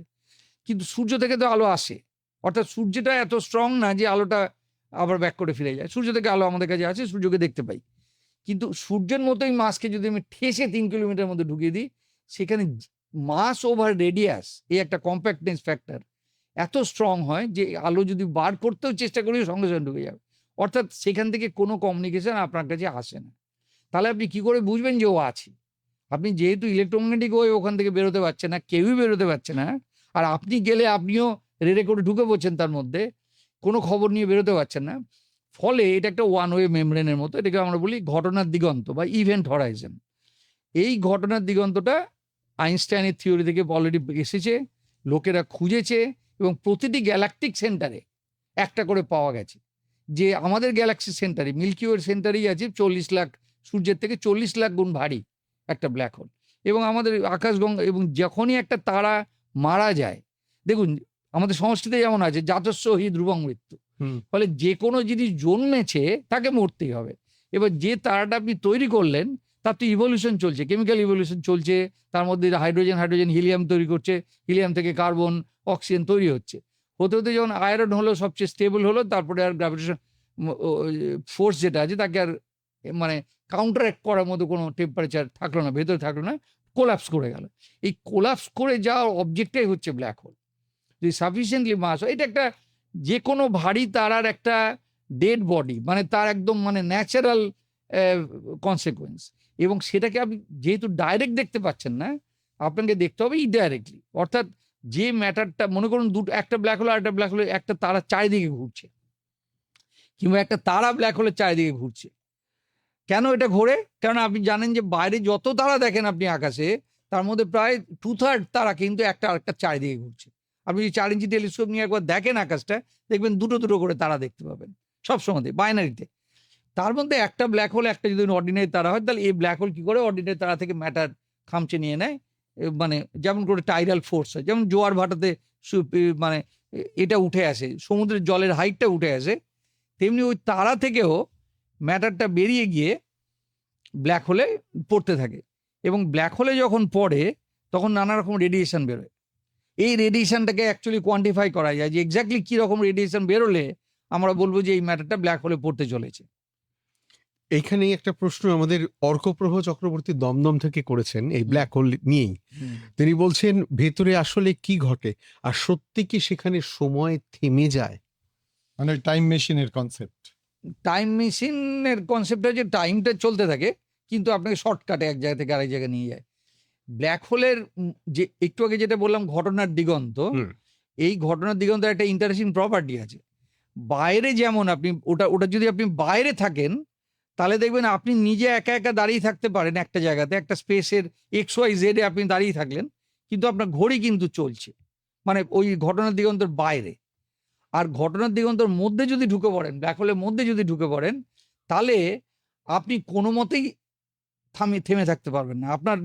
আপনার একদম নিয়তি হচ্ছে অ্যাবসোলুট সেন্টারের দিকে আপনি এগিয়ে যাবেন, এবং সেটাকে বলা হয় যে প্রপার টাইম। আপনার হয়তো কয়েক মাইক্রো সেকেন্ড লাগবে সেন্টার অব্দি পৌঁছতে, মানে এত দ্রুত গতি। এত দ্রুত গতিতে যাচ্ছেন, এবং সেটা প্রায় অলমোস্ট ভেলোসিটি অফ লাইট নিয়ে, এবং কয়েক মাইক্রো সেকেন্ডের মধ্যে আপনি ঘটনার দিগন্ত থেকে তার সেন্টারে যাচ্ছেন।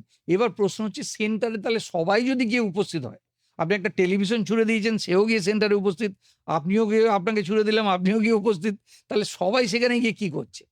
সেন্টার একটা মোটামুটি ফিজিক্যালি একটা মনে হয় রেডিয়াল কোঅর্ডিনেটে r=0, একটা ছোট্ট একটা পয়েন্ট। অর্থাৎ এই পয়েন্টটা কোয়ান্টাম মেকানিক্সের দিক দিয়ে যদি আপনি চিন্তা করেন, তাহলে এর একটা ফাইনাইট সাইজ আছে, এটাকে প্ল্যাঙ্ক সাইজ বলা হয়। ফলে এটা ওখানে একটা infinite density, semi infinite density একটা অবজেক্টে পরিণত হয়, এবং এটা যদি স্পিন করে, ব্ল্যাক হোলটা যদি ঘুরতে থাকে, তাহলে ওইখানে আরেকটা ঘটনার দিগন্ত ভেতরে আছে, যেটা দিয়ে আপনি বেরিয়ে চলে আসতে পারেন আরেকটা ইউনিভার্সে। অর্থাৎ একটা ইউনিভার্সে ঢুকলেন, আরেকটা ইউনিভার্সে গিয়ে বেরিয়ে গেলেন, সেইটা সম্ভব। এটাকে আমরা বলি ওয়ার্ম হোল, মানে যেটা কেঁচোর মতো। আপনি যদি মনে করতে পারেন যে এখান থেকে ঢুকলেন, আরেকটা জায়গা থেকে বেরিয়ে গেলেন, আপনি নিজের ইউনিভার্সে আর ফিরতে পারছেন না, অন্য জায়গায় চলে অন্য অ্যাবসলিউট অন্য একটা অ্যাড্রেস চেঞ্জ হয়ে গেল। অ্যাড্রেস চেঞ্জ হলো। এবং এই একইভাবে যে আমরা একটু আগে ডিসকাস করছিলাম ইউনিভার্সের সৃষ্টি নিয়ে, একই ব্যাপার। ইউনিভার্সও কখনো সৃষ্টি হয়নি, ইউনিভার্সও কখনো শেষ হবে না। এটাও মানে ব্ল্যাক হোলের মতোই, এটা একটা ছোট সাইজ থেকে আস্তে আস্তে এক্সপ্যান্ড করতে শুরু করেছে। আমরা এখন যে এরাতে আছি, দেখছি যে ইউনিভার্সটা এক্সপ্যান্ড করছে, এটা আবার থেমে গিয়ে আবার কন্ট্রাক্ট করে আবার এক্সপ্যান্ড করতে শুরু করবে। এই যে মানে ইটারনালি এক্সপ্যান্ড করছে এবং কন্ট্রাক্ট করছে, ফলে আপনি কখনোই জিজ্ঞেস করতে পারেন না যে ইউনিভার্সটা যখন তৈরি হয়নি তার আগে কি ছিল। অর্থাৎ তার আগে ছিল এই আমাদের ইউনিভার্সিটির ফিউচারে যা হবে সেটাই আগে ছিল। অর্থাৎ এটা একটা খুব লজিক্যালি মানে আন্ডারস্ট্যান্ডেবল একটা সিস্টেম। পৃথিবী কি এক্সপ্যান্ড করছে সত্যি? পৃথিবী কেন এক্সপ্যান্ড করতে যাবে? মানে তার যা সাইজ ওটা ফিক্স। পৃথিবীটা তো সাইজ কেন বলছি, ইউনিভার্স এক্সপ্যান্ড করছে। হুম। যে দেখুন, এর মধ্যে তাহলে বুঝতে হবে যে আপনি কোন লেভেলে অ্যাকিউরেসি চাইছেন। ঠিক আছে, ইউনিভার্স এক্সপ্যান্ড করছে, অর্থাৎ ইউনিভার্সের যে কোনো দুটো পয়েন্ট আস্তে আস্তে একটা থেকে আরেকটা পয়েন্ট সরে যাচ্ছে। এই যে আমি আপনার সঙ্গে কথা বলছি, আমাদের ডিস্টেন্স কিন্তু অলরেডি চেঞ্জ হয়ে গেছে যখন থেকে এই প্রোগ্রামটা শুরু হয়েছে। খুব অল্প হলেও এক্সপ্যান্ড করে, এবং কোন স্পিডে এক্সপ্যান্ড করছে এটা হচ্ছে, যদি আপনি 10⁻21 সেন্টিমিটার দূরে থাকতাম আমরা, তাহলে 50 কিলোমিটার পার সেকেন্ডে আমরা একজন আরেকজন থেকে দূরে চলে যাচ্ছি। ঠিক আছে, 50 কিলোমিটার মোটামুটি মোটর গাড়ির একটা স্পিড, সেটা খারাপ স্পিড না, কিন্তু আমাদের ডিস্টেন্স হতে হবে 10⁻21 সেন্টিমিটার। এত কাছাকাছি থাকলে আমাদের রিলেটিভ স্পিডটা প্রচণ্ড কম হবে। আচ্ছা, এবার তারপর 50 kilometre per second per mega per sec, অর্থাৎ 10⁻, ধরুন 24 সেন্টিমিটার ডিস্টেন্সে থাকতাম, তাহলে 50 কিলোমিটার। আমি যদি আরেকটা গ্যালাক্সি আপনাকে দেখতে পাই আরেকটা গ্যালাক্সিতে, তাহলে আপনি আমার থেকে 50 কিলোমিটার পার সেকেন্ডে চলে যাচ্ছেন, যদি আপনি 1 মেগা পার সেকেন্ড দূরে থাকেন। ফলে প্রত্যেকটা পয়েন্ট থেকে দূরে চলে যাচ্ছে। সেই সেন্সে বিচার করলে পৃথিবী এক্সপ্যান্ড করছে। এমনকি সেই সেন্সে বিচার করলে একটা হাইড্রোজেনের অ্যাটমের মধ্যে যে একটা নিউক্লিয়াস আছে এবং তার পাশে যে ইলেকট্রন তাকে ঘুরে বেড়াচ্ছে, এই হাইড্রোজেন আর ইলেকট্রনের মধ্যে ডিস্টেন্সও কিন্তু এক্সপ্যান্ড করছে। এমন এক সময় আসবে যে ইলেকট্রনটা এত ফাস্ট এক্সপ্যান্ড করবে যে সেটাকে বলি গ্রেট রিফট। অর্থাৎ হাইড্রোজেন অ্যাটমও ওই ইলেকট্রনটাকে মানে প্রোটন ও ইলেকট্রনটাকে ধরে রাখতে পারবে না, এক্সপ্যানশনটা এত ফাস্ট হবে।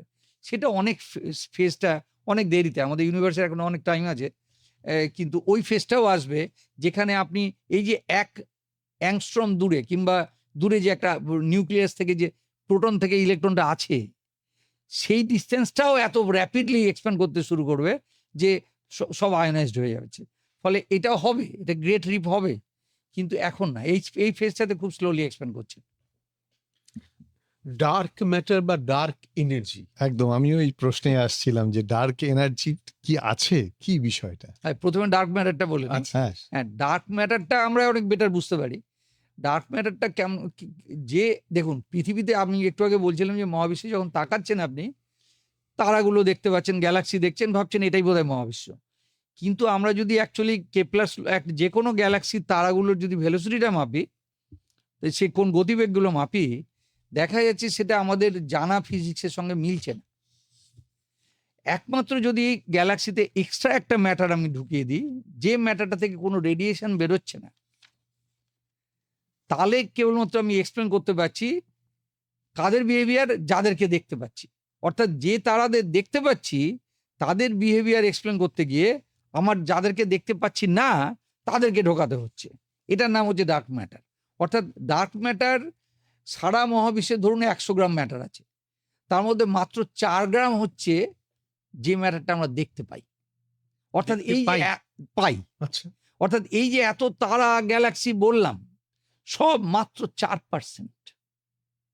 ঠিক আছে, এবার প্রায় 27% মতো ম্যাটার আপনার দরকার পড়ে, 27 থেকে 30%, যে কোনো গ্যালাক্সির মধ্যে তারাগুলোর যদি মুভমেন্টটাকে আপনি এক্সপ্লেন করতে যান।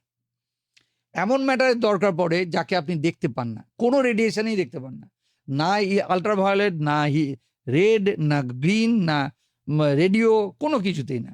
সেইটাকে বলা হয় ডার্ক ম্যাটার। এবার তারা কে হতে পারে? মনে করুন ব্ল্যাক হোল। ব্ল্যাক হোলের মাস আছে, সে সবাইকে ইনফ্লুয়েন্স করে বেড়াচ্ছে, অথচ তাকে কেউ দেখতে পায় না। কিংবা মনে করুন নিউট্রিনো, প্রচন্ড ফাস্ট, অলমোস্ট ভেলোসিটি অফ লাইটে মুভ করে বেড়াচ্ছে, অথচ তাকে ধরা যায় না অত সহজে, ক্রস সেকশন খুবই কম। এইগুলো তেমনি আছে আবার ব্ল্যাক ডোয়ার্ফ। আপনি জানেন যে হোয়াইট ডোয়ার্ফ চন্দ্রশেখরের লিমিট আছে, শ্বেত বামন যাকে বলি, তাদের টেম্পারেচার ধরুন 10,000 ডিগ্রি, এই সূর্যের থেকে একটু বেশি, সূর্য 6,000 ডিগ্রি, 10,000 ডিগ্রিতে মানে শ্বেত বামনের টেম্পারেচার। যেহেতু ওরা ভেতরে আর কোনো এনার্জি রিলিজ করে না, এইটাই আস্তে আস্তে আস্তে আস্তে ব্রাউন হয়, ব্রাউন থেকে ব্ল্যাক হয়। অর্থাৎ শ্বেত বামনেরও আবার মৃত্যু একদম অন্ধকারে তলিয়ে যাওয়া। ফলে এই রকম জিনিসগুলো প্লাস এক্সোপ্ল্যানেট, অনেকে আছে যে প্ল্যানেটগুলো ছিটকে বেরিয়ে গেছে মানে তাদের স্টেলার সিস্টেম থেকে, একে একে ভবঘুরের মতো ঘুরে বেড়াচ্ছে, তাদের মাস আছে অথচ রেডিয়েশন নেই। কেননা আপনি জানেন যে প্ল্যানেট রেডিয়েট করে না। এমনকি জুপিটার পর্যন্ত আমাকে সূর্যের আলো ফেলে দেখতে হয়, তাই না? প্ল্যানেটের ডেফিনেশনই তাই, যে যার গায়ে সূর্যের তারার আলো ফেলেই না তাদের দেখতে পায় না। ফলে এরাই হচ্ছে কিন্তু অ্যাকচুয়ালি ডার্ক ম্যাটার। ফলে ডার্ক ম্যাটারটা আন্ডারস্ট্যান্ডেবল, যে এক ধরনের জিনিস যারা রেডিয়েট করে না ফান্ডামেন্টালি, অথচ তারা আছে এবং ভবঘুরের মতো প্রচুর ঘুরে বেড়াচ্ছে, এবং আমাদের গ্র্যাভিটেশন ফোর্স আছে তাদের, এবং তারা লাইট কার্ভকে, তারার বিহেভিয়ারকে ইনফ্লুয়েন্স করে। আর একটা যে 60% যে অংশটা, যেটাকে ডার্ক এনার্জি বলছি, সেইটা অনেক বেশি ডেঞ্জারাস। সেটা দেখা যাচ্ছে যে এই যে মহাবিশ্ব যেভাবে এক্সপ্যান্ড করছে, আস্তে আস্তে এক্সপ্যানশনের রেটটা কালকের থেকেও ফাস্ট হয়েছে, আজকের থেকেও ফাস্ট হবে কালকে। অর্থাৎ এক্সপানশনটা আস্তে আস্তে ওটাকে কনস্ট্যান্ট ভেলোসিটিতে না হয়ে অ্যাক্সিলারেটেড হচ্ছে। তাহলে জিজ্ঞেস করতে হবে যে তাহলে বাইরে থেকে কে এমন অ্যাট্রাক্ট করছে মহাবিশ্বকে চারিদিক থেকে, যে সে সেই দিকে ছুটে যাচ্ছে। কিংবা প্রেশার যদি নেগেটিভ হয়, যে যাতে করে সবাই সবাইকে রিপিল করার চেষ্টা করছে, গ্র্যাভিটিকে ফাইট করে পালিয়ে যাওয়ার চেষ্টা করছে, সেই জন্য এটা হচ্ছে ডার্ক এনার্জি। অর্থাৎ যার ডার্ক এনার্জি বলে আরেকটা অংশ পাওয়া গেছে। কেন? দেখা যাচ্ছে যে ইউনিভার্সটা হাবলের ল মেনে চলছে না। হাবল কি বলেছিল? সবকটা গ্যালাক্সি থেকে দূরে চলে যাচ্ছে প্রায় কনস্ট্যান্ট স্পিডে। একটু আগে যেটা বলছিলাম, 50 kilometre per second per mega per second. এবার আপনি যদি 10 মেগা পার সেকেন্ড দূরে থাকেন, তাহলে 500 kilometre per second, 100 mega per second থাকলে 5,000 কিলোমিটার পার সেকেন্ড, লিনিয়ারলি বাড়ছে।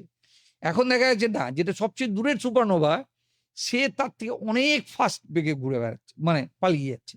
তাহলে এই যে অ্যাক্সিলারেশনটা হচ্ছে, এইটার জন্য বলা হচ্ছে নিশ্চয়ই আরেক ধরনের এনার্জি আছে, যে এনার্জিটা ইউনিভার্সের ডাইনামিক্সকে কন্ট্রোল করছে, অথচ তার নেচার আমরা জানি না। অর্থাৎ অর্ডিনারি ম্যাটার মাত্র 4%, ডার্ক ম্যাটার যেটা হয়তো বা ব্যারিয়নিক ম্যাটার দিয়ে তৈরি কিন্তু রেডিয়েট করে না, আর বাকি 60-65% মতো ডার্ক এনার্জি, যার সম্বন্ধে আমরা কিছুই জানি না। এবারে যে প্রশ্নটা সেটা ওই কল্পনার মানুষ কি পুনর্জন্ম লাভ করতে পারে? কেন করবে? কারণ আপনি আহ, একটা বস্তু কণা, একটা বস্তুর কালেকশন, এবং আপনার কোনো একটা পার্টিকুলার মাল ফাংশনের জন্য আপনি প্রাণ আপনার, মানে যেমন করে সূর্য, আপনি মনে করুন একটু আগে বলছিলেন যে চিনি আমি গরম করে ফেলেছি, চিনি মিষ্টত্ব চলে গেছে, এখন তেতো লাগছে, আর ওটা কার্বনে পরিণত হয়েছে, আপনি আর ওটাকে চিনি বলছেন না, সামান্য একটু গরম করেছেন তাতেই ওর মিষ্টত্ব চলে গেছে। এবার আপনি কোনো কারণে আপনার কোনো সিস্টেম ম্যাল ফাংশন করেছে, আপনার সেই প্রপার্টি যেটা ছিল রেপ্লিকেট করা ইত্যাদি, সেই প্রপার্টিটা বেরিয়ে গেছে আপনার গাড়ি থেকে। এবার সেটা কোথায় ঘুরে বেড়াচ্ছে এবং কেন সে আরেকটা বডি থেকে উপস্থিত হবে আপনাকে বুঝতে হবে। দেখুন, ব্যাপারটা হচ্ছে এই মডেলগুলো যখন করা হয়েছিল তখন খুব ন্যারোভাবে চিন্তা করা হয়েছিল যে অ্যানথ্রোপোসেন্ট্রিক, অর্থাৎ আমরাই মহাবিশ্বের সেন্টারে, আমাদেরকে নিয়েই খালি চিন্তা করেছি, দেবতাদের চিন্তা করেছি আমাদের রূপে।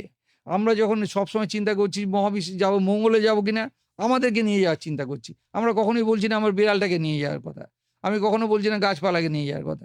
অর্থাৎ এই যে স্বার্থপরভাবে চিন্তা করে যাচ্ছি আমরা, পুনর্জন্ম, হ্যাঁ, এই ব্যাপারগুলো একটা পার্টিকুলার সার্কামস্টেন্সেসে হয়তো দরকার পড়েছিল, এবং একটা সোসাইটিকে কন্ট্রোল করতে গিয়ে আপনার কিছু কিছু রুল দরকার পড়েছিল, যে আজকে যদি বাজে কাজ করো কালকে তুমি একটা পিঁপড়ে হয়ে জন্মাবে, কিংবা হতে গেলে ইত্যাদি। সোসাইটিকে কন্ট্রোল করার জন্য একদল লোক কিন্তু মাঝে মধ্যে এরকম সমস্ত রুল টুলগুলো ঢুকিয়েছে। আবার বলে যে অনেকে, যেমন সত্যজিৎ রায় দেখিয়েছেন মুকুলকে, যে পূর্বজন্মের কথা মনে থাকে। সত্যি কি মনে থাকে? দেখুন, যদি জাতিস্বরতাতে আমি বিশ্বাস না করি, যদি আমি মনে করি যে পুনর্জন্ম মধ্যে কোনো ফিজিক্যাল কিংবা কোনো সায়েন্টিফিক কোনো কারণ নেই, তাই সেখানে জাতিস্বরের কোনো স্থান নেই জাতিস্বর হওয়ার। এই ফলে ন্যাচারালি আমরাও মানে মনে করি না যে জাতিস্বর বলে কেউ আছে। তবে কেউ যদি প্রচার করে যে এটা আছে, সেটাকে নিয়ে গল্প লেখা যেতেই পারে। আমি একেবারে এই সময়ের একটা বিতর্কে পৌঁছই। কদিন আগেই চাঁদকে ঘিরে একটা যান ঘুরে এলো, তার সাথে 3 জন মানুষও ছিলেন। হুম। এই যানটিকে 4 জন। পাঠানো 4 জন মানুষ, এই যানটিকে পাঠানোর সময় থেকে ফিরে আসা এই পর্যায়ে হুম। একটা বিতর্ক তৈরি হয়েছে। চাঁদে কি মানুষ সত্যিই 50 বছর আগে নেমেছিল? অবশ্যই নেমেছিল, এবং অবশ্যই নেমেছিল, এবং এই বিতর্কটা আদৌ কেন তৈরি হয়েছিল সেটা জানি না, কারণ প্রত্যেক স্টেজে স্টেজে লোকেরা সেটাকে ফলো করেছে। মনে করুন আজকে যেটা গেল আপনার চোখের সামনে গেছে, এটা কিন্তু বিশ্বাস করছেন। অ্যাপোলো 8 যখন গিয়েছিল মনে করুন 1967, এক্স্যাক্টলি সেম ট্রাজেক্টরি ধরে গেছে, এবং সেটাও চাঁদকে সার্ভে করে এসেছে। সেই বিতর্কগুলোকে জিয়ে রেখেছে যারা হেরে গিয়েছিল সেই দিন। যারা মনে করুন, একটা আপনাকে লক্ষ্য রাখতে হবে, যেদিন মানুষ চাঁদে নেমেছিল, হ্যাঁ, 20শে জুলাই আমেরিকান টাইম, 20শে জুলাই, আমাদের 21শে জুলাই 1969, সেই একই দিনে কিন্তু লুনা 15 রাশিয়া সেই দিনও নামার চেষ্টা করেছিল, নেমে পাথর নিয়ে পালিয়ে আসার চেষ্টা করেছিল, কিন্তু সেদিনও ক্র্যাশ করেছিল, তারা ফেল করেছিল। তারা ভেবেছিল বোধহয় যতক্ষণে নীলাম সংরা হাঁটাচলা করে বেড়াবে 20 ঘন্টা ওখানে তা কাটানোর কথা, ততক্ষণে ও অলরেডি রওনা দিয়ে দেবে, এবং ফার্স্ট দেশ হবে তখন রাশিয়া। আচ্ছা, সেটা ক্র্যাশ করেছিল। আপনি জানেন যে চন্দ্রযান 3 সময়তেও আমরা যেদিন নামছি তার ঠিক আগের দিনে গিয়ে লুনা 25, ঠিক তার আগের দিনের গিয়ে তার পাশে গিয়ে আবার ক্র্যাশ করেছে, সেটাও আপনারা জানেন। ফলে এক ধরনের প্রপাগান্ডা মেশিন আছে যারা চাইবে যে আমেরিকান এটাকে মার্জিনালাইজ করতে, অনেক ছোট করে দেখাতে, কিন্তু প্রতিটি জিনিস ওরা পাথর নিয়ে এসেছে, সেটা দেখতে পাচ্ছি।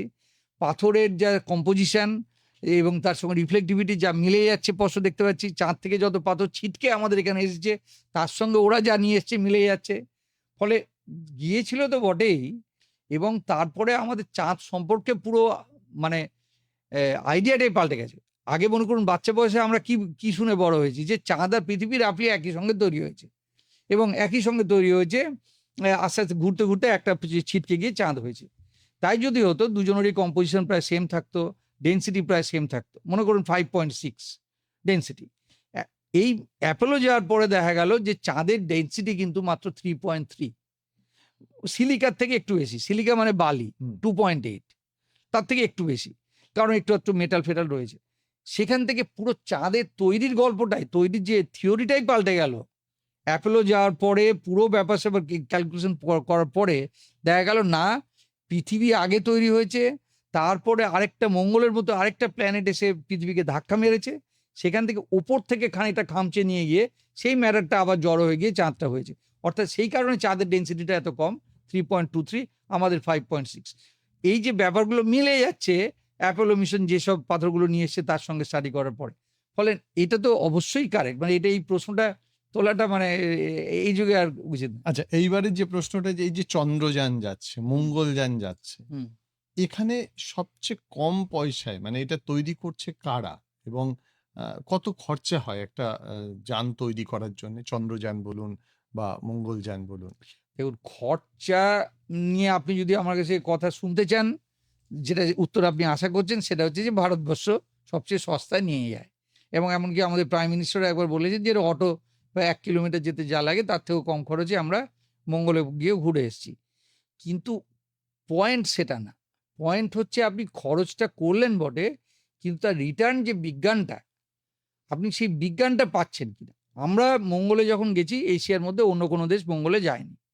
এবং আমরা অটোর থেকেও কম সস্তাতে গেছি। 400 কোটি টাকা লেগেছে একটা মুভি করারও, যেটা বলা হয় যে হলিউডের একটা মুভির খরচের থেকেও কম খরচে আমরা গিয়ে মঙ্গলে গেছি। কিন্তু আমরা কি করেছি? আমরা ওখানে গিয়ে শুধু মঙ্গলের চারিদিকে ঘুরেছি, মঙ্গলের বেশ কিছু ফটো তুলেছি, তুলে আবার সেগুলোকে পাঠিয়েছি। বিজ্ঞান কিন্তু করিনি। এবার মনে করুন চায়না তখনও যায়নি। চায়নাতে কয়েক বছর পরে গেল। গিয়ে সেখানে নেমেছে, নেমে সে রোভারে করে সে স্টাডি করেছে যে কোথায় জল ছিল, কোথায় ছিল। ফলে তাদের যদি খরচ আমার থেকে 3 গুণ বেশিও হয়, সে আমাকে কিন্তু 33 গুণ বেশি বিজ্ঞান দিচ্ছে। এবং সেই দিকে আমার মনে হয় না যে ডিসট্যান্সকে আপনার এটা ইন্ডিয়ান ফিলোসফি আপনি যেটা জিজ্ঞেস করলেন, যে দোকানে গিয়ে আমরা সবসময় দেই কিতনা দেতা হ্যায়। আমরা যেকোনো পেট্রোল পাম্প এতে গিয়ে মানে গাড়ির যে ডিলারের কাছে গিয়ে যেকোনো গাড়িকে দেখে বলি এটা গ্যালনে কত কিলোমিটার কত যায়? কিলোমিটার যায়। মানে কম পয়সায় পুষ্টিকর। এই পুষ্টিকর এই প্রশ্নটা কিন্তু, যেখানে বিজ্ঞানের রিটার্নটা আপনি পয়েন্ট 1 থেকে পয়েন্ট 2 যাচ্ছেন, এটা একটা মানে বুঝি। কিন্তু যে মিশনের উদ্দেশ্য হচ্ছে সেই জায়গাটা সম্বন্ধে জানা, বিজ্ঞান চর্চা করা, সেখানে পার কিলোমিটারে কত খরচ হচ্ছে সেটা কিন্তু ইম্পর্টেন্ট হওয়ার কথা না, এবং ইম্পর্টেন্ট হওয়া উচিত না।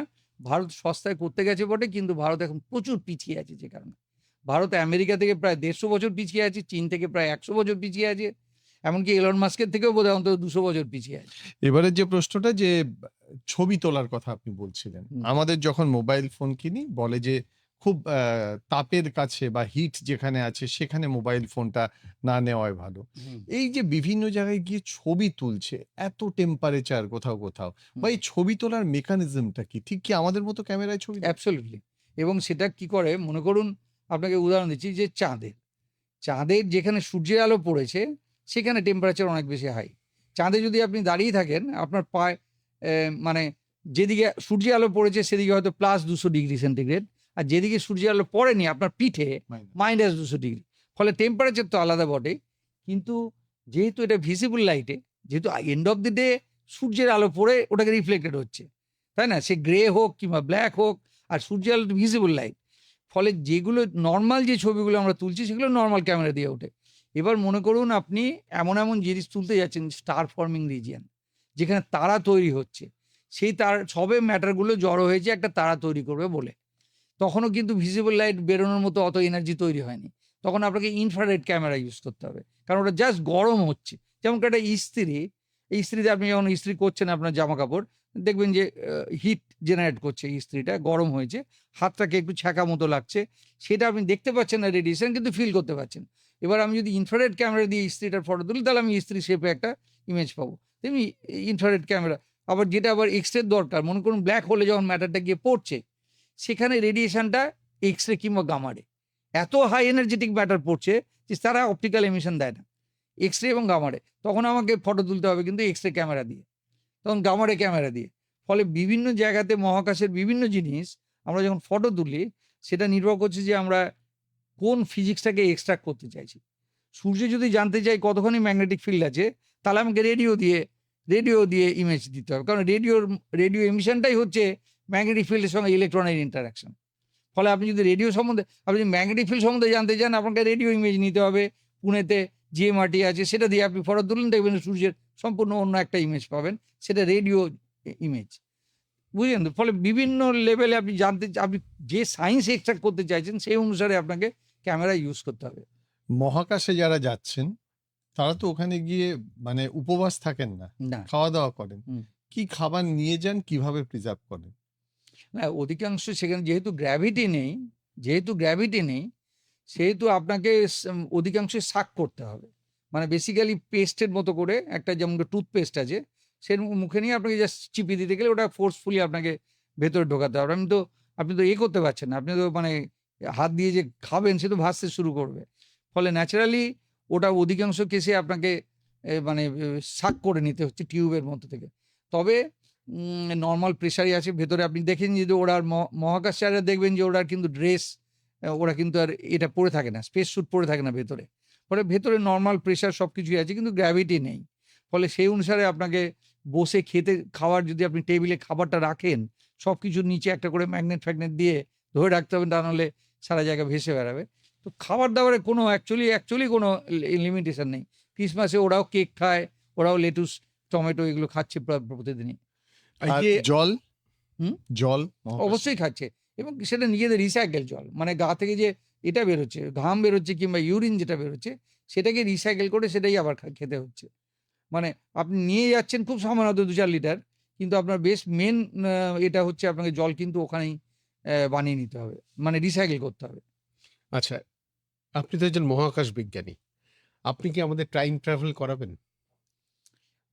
মানে আমরা এখন পর্যন্ত সোলার সিস্টেমের মধ্যে এমন কোনো জায়গা পাইনি যেই জায়গাটা দিয়ে আমরা অ্যাকচুয়ালি, তাহলে তো আমরা ফার্স্ট কাউকে না কাউকে পাঠাতাম। এ পর্যন্ত দেখুন কত খাটাখাটনি করে ভয়েজারকে যেতে হলো। যদি আমরা জানতামই যে টাইম ট্রাভেলের ওরকম একটা টানেল আছে যেখানে ঢুকতে গেলে আমি স্ট্রেট অ্যান্ড্রোমিটায় পৌঁছে যাবো কালকের মধ্যে, তাহলে আমি এত কষ্ট করে ভয়েজার কত 50 বছর ধরে পাঠাচ্ছি কেন? ন্যাচারালি আমাদের এই টাইম ট্রাভেল করার মতো কোনো জায়গাতে এটা থাকা উচিত। মানে মহাবিশ্বে টাইম ট্রাভেল করার মতো রুট থাকা উচিত, এবং হয়তোবা আছে। কিন্তু আমাদের এই সোলার সিস্টেম নেবারহুডের মধ্যে এমন কোনো অবজেক্টকে আমরা এমন পাগলের মতো বিহেভ করতে দেখিনি যেটা আমরা এক্সপ্লেন করতে পারছি না নর্মাল ফিজিক্স দিয়ে। ফলে এ পর্যন্ত মানে কেউ বিহেভ করেনি অ্যাজ ইফ যেন সে টাইম ট্রাভেল করলো কিংবা করতে চলেছে। হ্যাঁ, ফলে রেয়ার। আর তাছাড়া বুঝতে হবে পৃথিবীর মহাবিশ্ব বিশাল একটা জায়গা। আপনাকে মহাবিশ্ব হচ্ছে 10⁻18 সেন্টিমিটার এক দিকে, আর আমাদের সোলার সিস্টেম 10⁻15 সেন্টিমিটার। অর্থাৎ আমাদের মতো সোলার সিস্টেম যদি 10⁻13 খানা, অর্থাৎ 10 লক্ষ কোটি পাশাপাশি সোলার সিস্টেমগুলোকে রাখি, তাহলে এক প্রান্ত থেকে আরেক প্রান্ত মহাকাশ মানে মহাবিশ্বে যাওয়া যাবে। অর্থাৎ 10,000 কোটিখানা সোলার সিস্টেম পাশাপাশি রাখলে এই প্রান্ত থেকে ও প্রান্ত যাচ্ছে। তাকে তাহলে কিউব করতে হবে, অতগুলো সোলার সিস্টেমকে আমাদের মহাবিশ্বে ঢোকানো যাবে। কারণ এদিকেও সোলার সিস্টেম, এদিকেও মানে XYZ ডিরেকশনে। ফলে ন্যাচারালি এদিকেও 10,000 কোটি, এদিকেও 10,000 কোটি, এদিকেও 10,000 কোটি। আপনাকে তাহলে গুণ করতে হবে যে 10 কতখানা সোলার সিস্টেম ঘুষ।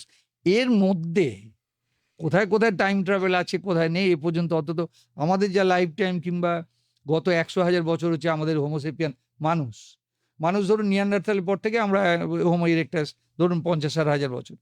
এই বছরের মধ্যে কিংবা যবে থেকে জ্ঞান হলো আদৌ টাইম ট্রাভেল কথাটা 100 বছর, এই টাইমটা খুবই ছোট। যে মহাবিশ্বের এত বড় এত কমপ্লেক্স একটা জিনিসকে হঠাৎ জ্ঞানী হলাম আর সঙ্গে সঙ্গে আবিষ্কার করে ফেললাম, এত ঘন ওরা নেই আর কি সংখ্যায়। আপনি বলছিলেন একটু আগে ব্ল্যাক হোলের কথা, এবং সেখানে তারাদের মৃত্যুর ঘটনা। সূর্যও তো একটি তারা, সূর্যের কি কোনোদিন মৃত্যু হতে পারে? অবশ্যই। সূর্যের বয়স হচ্ছে প্রায় 500 কোটি বছর, এবং 450 মনে করুন 460 কোটি বছর। এবং সূর্যের সেন্টারে যা প্রোটন আছে, কারণ প্রোটনগুলোকে আমরা ফিউশন রিয়াকশন করে ডিউটোরিয়াম থেকে হিলিয়াম করছি, এবং সেই এনার্জিটাই সূর্য এমিট করছে, যেটা দিয়ে আপনি কাপড় শোকাচ্ছেন, জামা কাপড় শোকাচ্ছেন, এবং আমরা ধান চাষ করছি ইত্যাদি। এই পুরো এনার্জিটাই আসছে সেই সূর্যের ফিউশন রিয়াকশন থেকে। সূর্যের পেটের মধ্যে যা হাইড্রোজেন এখনো আছে, তাতে আরো 500 কোটি বছরের মতো জ্বালানি আছে। অর্থাৎ আরো 500 কোটি বছরে সূর্যের মানে এনার্জি এইভাবেই আসতে থাকবে। তারপরে যখন জ্বালানিটা আস্তে আস্তে কমতে শুরু করবে, সূর্যটা আস্তে যখন এক্সপ্যান্ড করতে শুরু করবে, এক্সপ্যান্ড করতে করতে একটা রেড জায়ান্ট যাকে বলি, একটা বিশাল তারায় পরিণত হবে, লাল টকটকে রং হবে, এবং তাতে বুধ, শুক্র, পৃথিবী এই তিনটেই সূর্যের মধ্যে ঢুকে যাবে। মানে সূর্যটা এত বড় হয়ে যাবে যে ওরা আমাদের অরবিট ছাড়িয়ে চলে আসবে সাইজটা। এবং দূর থেকে দেখলে যারা অন্য জায়গা থেকে দেখবে, তারা দেখবে একটা রেড জায়ান্ট ওখানে তৈরি মানে দেখা যাচ্ছে। ওরাও অবজার্ভ করবে, আমাদের স্টাডি করবে। যেমন করে মনে করুন হারকিউল আছে অরায়ন, যেটাকে আমরা কালপুরুষ বলি। কালপুরুষের দেখবেন এই কাঁধের যে কাঁধে একটা লাল টকটকে তারা আছে, সেটাও যে কোনো মুহূর্তে কিন্তু বাস্ট করে যেতে পারে। মানে ওই রেড জায়ান্টটা হওয়া মানেই কিছুদিনের মধ্যেই ভেতরটা কোলাপস করে গিয়ে আপনার হোয়াইট ডোয়ার্ফ তৈরি হবে। সূর্যের মাস এত বেশি না যে ওটা ব্ল্যাক হোলে পরিণত হবে।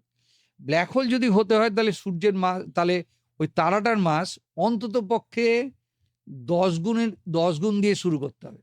অর্থাৎ আপনি তারাটা শুরু করেছেন 10 গুণ বেশি মাস দিয়ে, তারপরে ম্যাটার লুজ করতে করতে কোরটা যখন কোলাপস করলো, সেই কোরটার ওজন হতে হবে সূর্য থেকে 3 গুণ বেশি, তবে সেটা একটা ব্ল্যাক হোল হবে।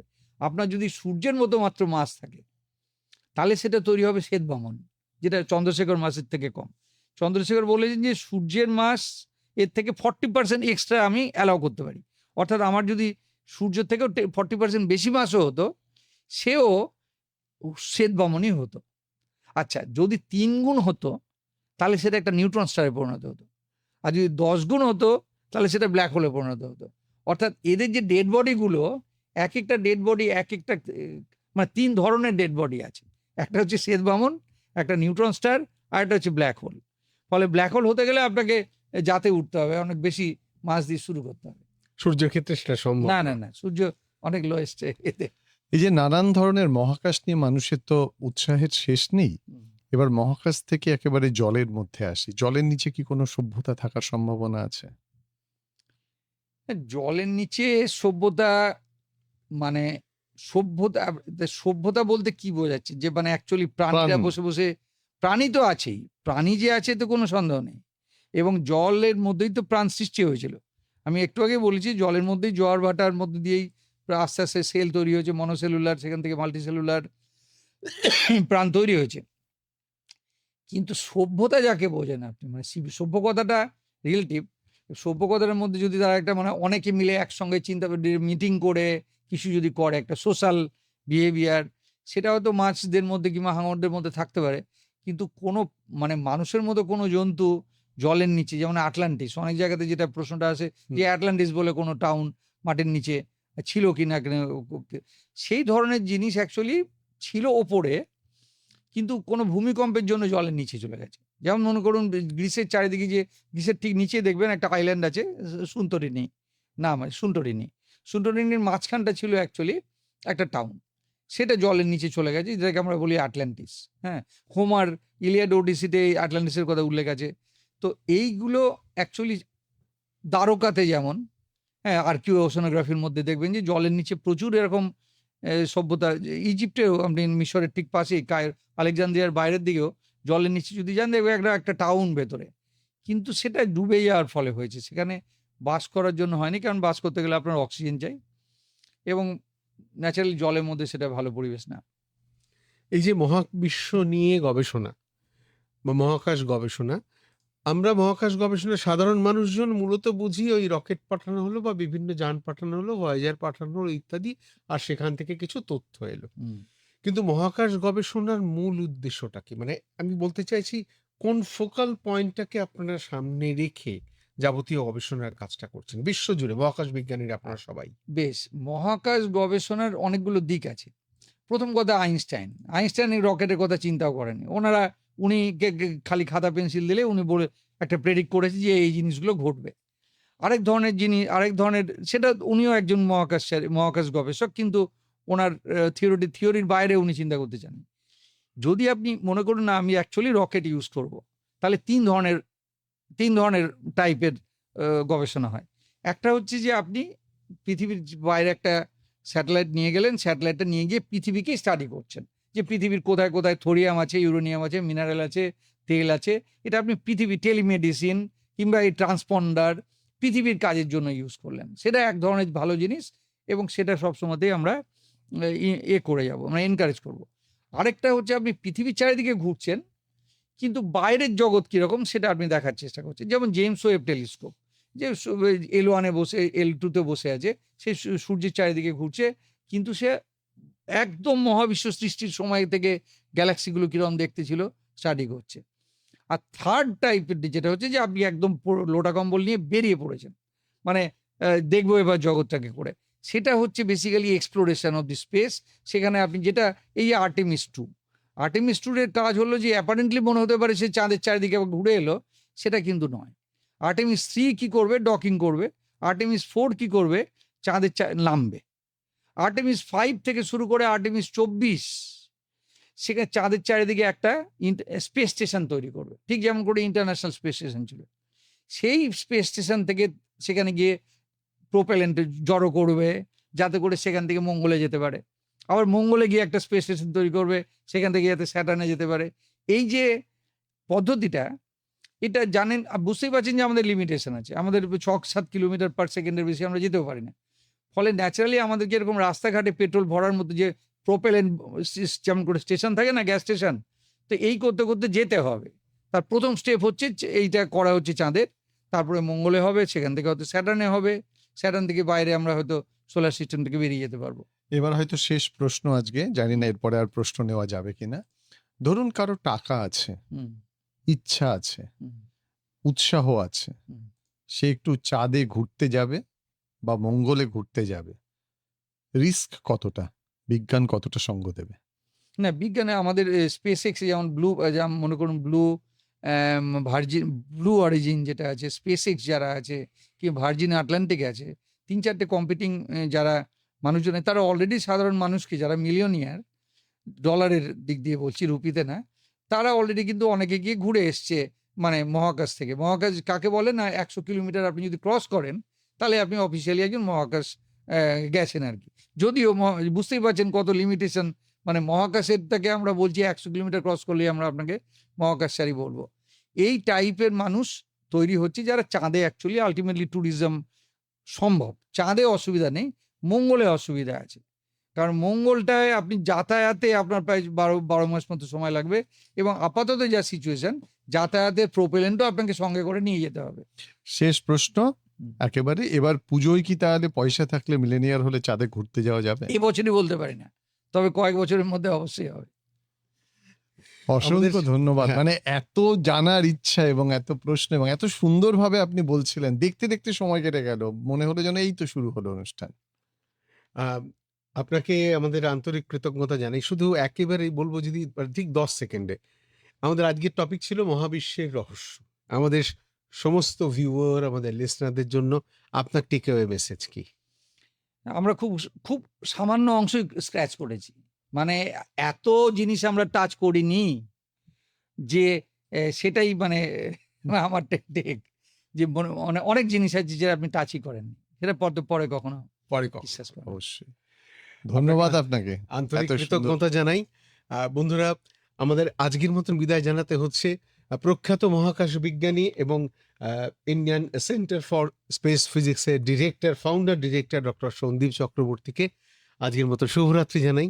শুভরাত্রি।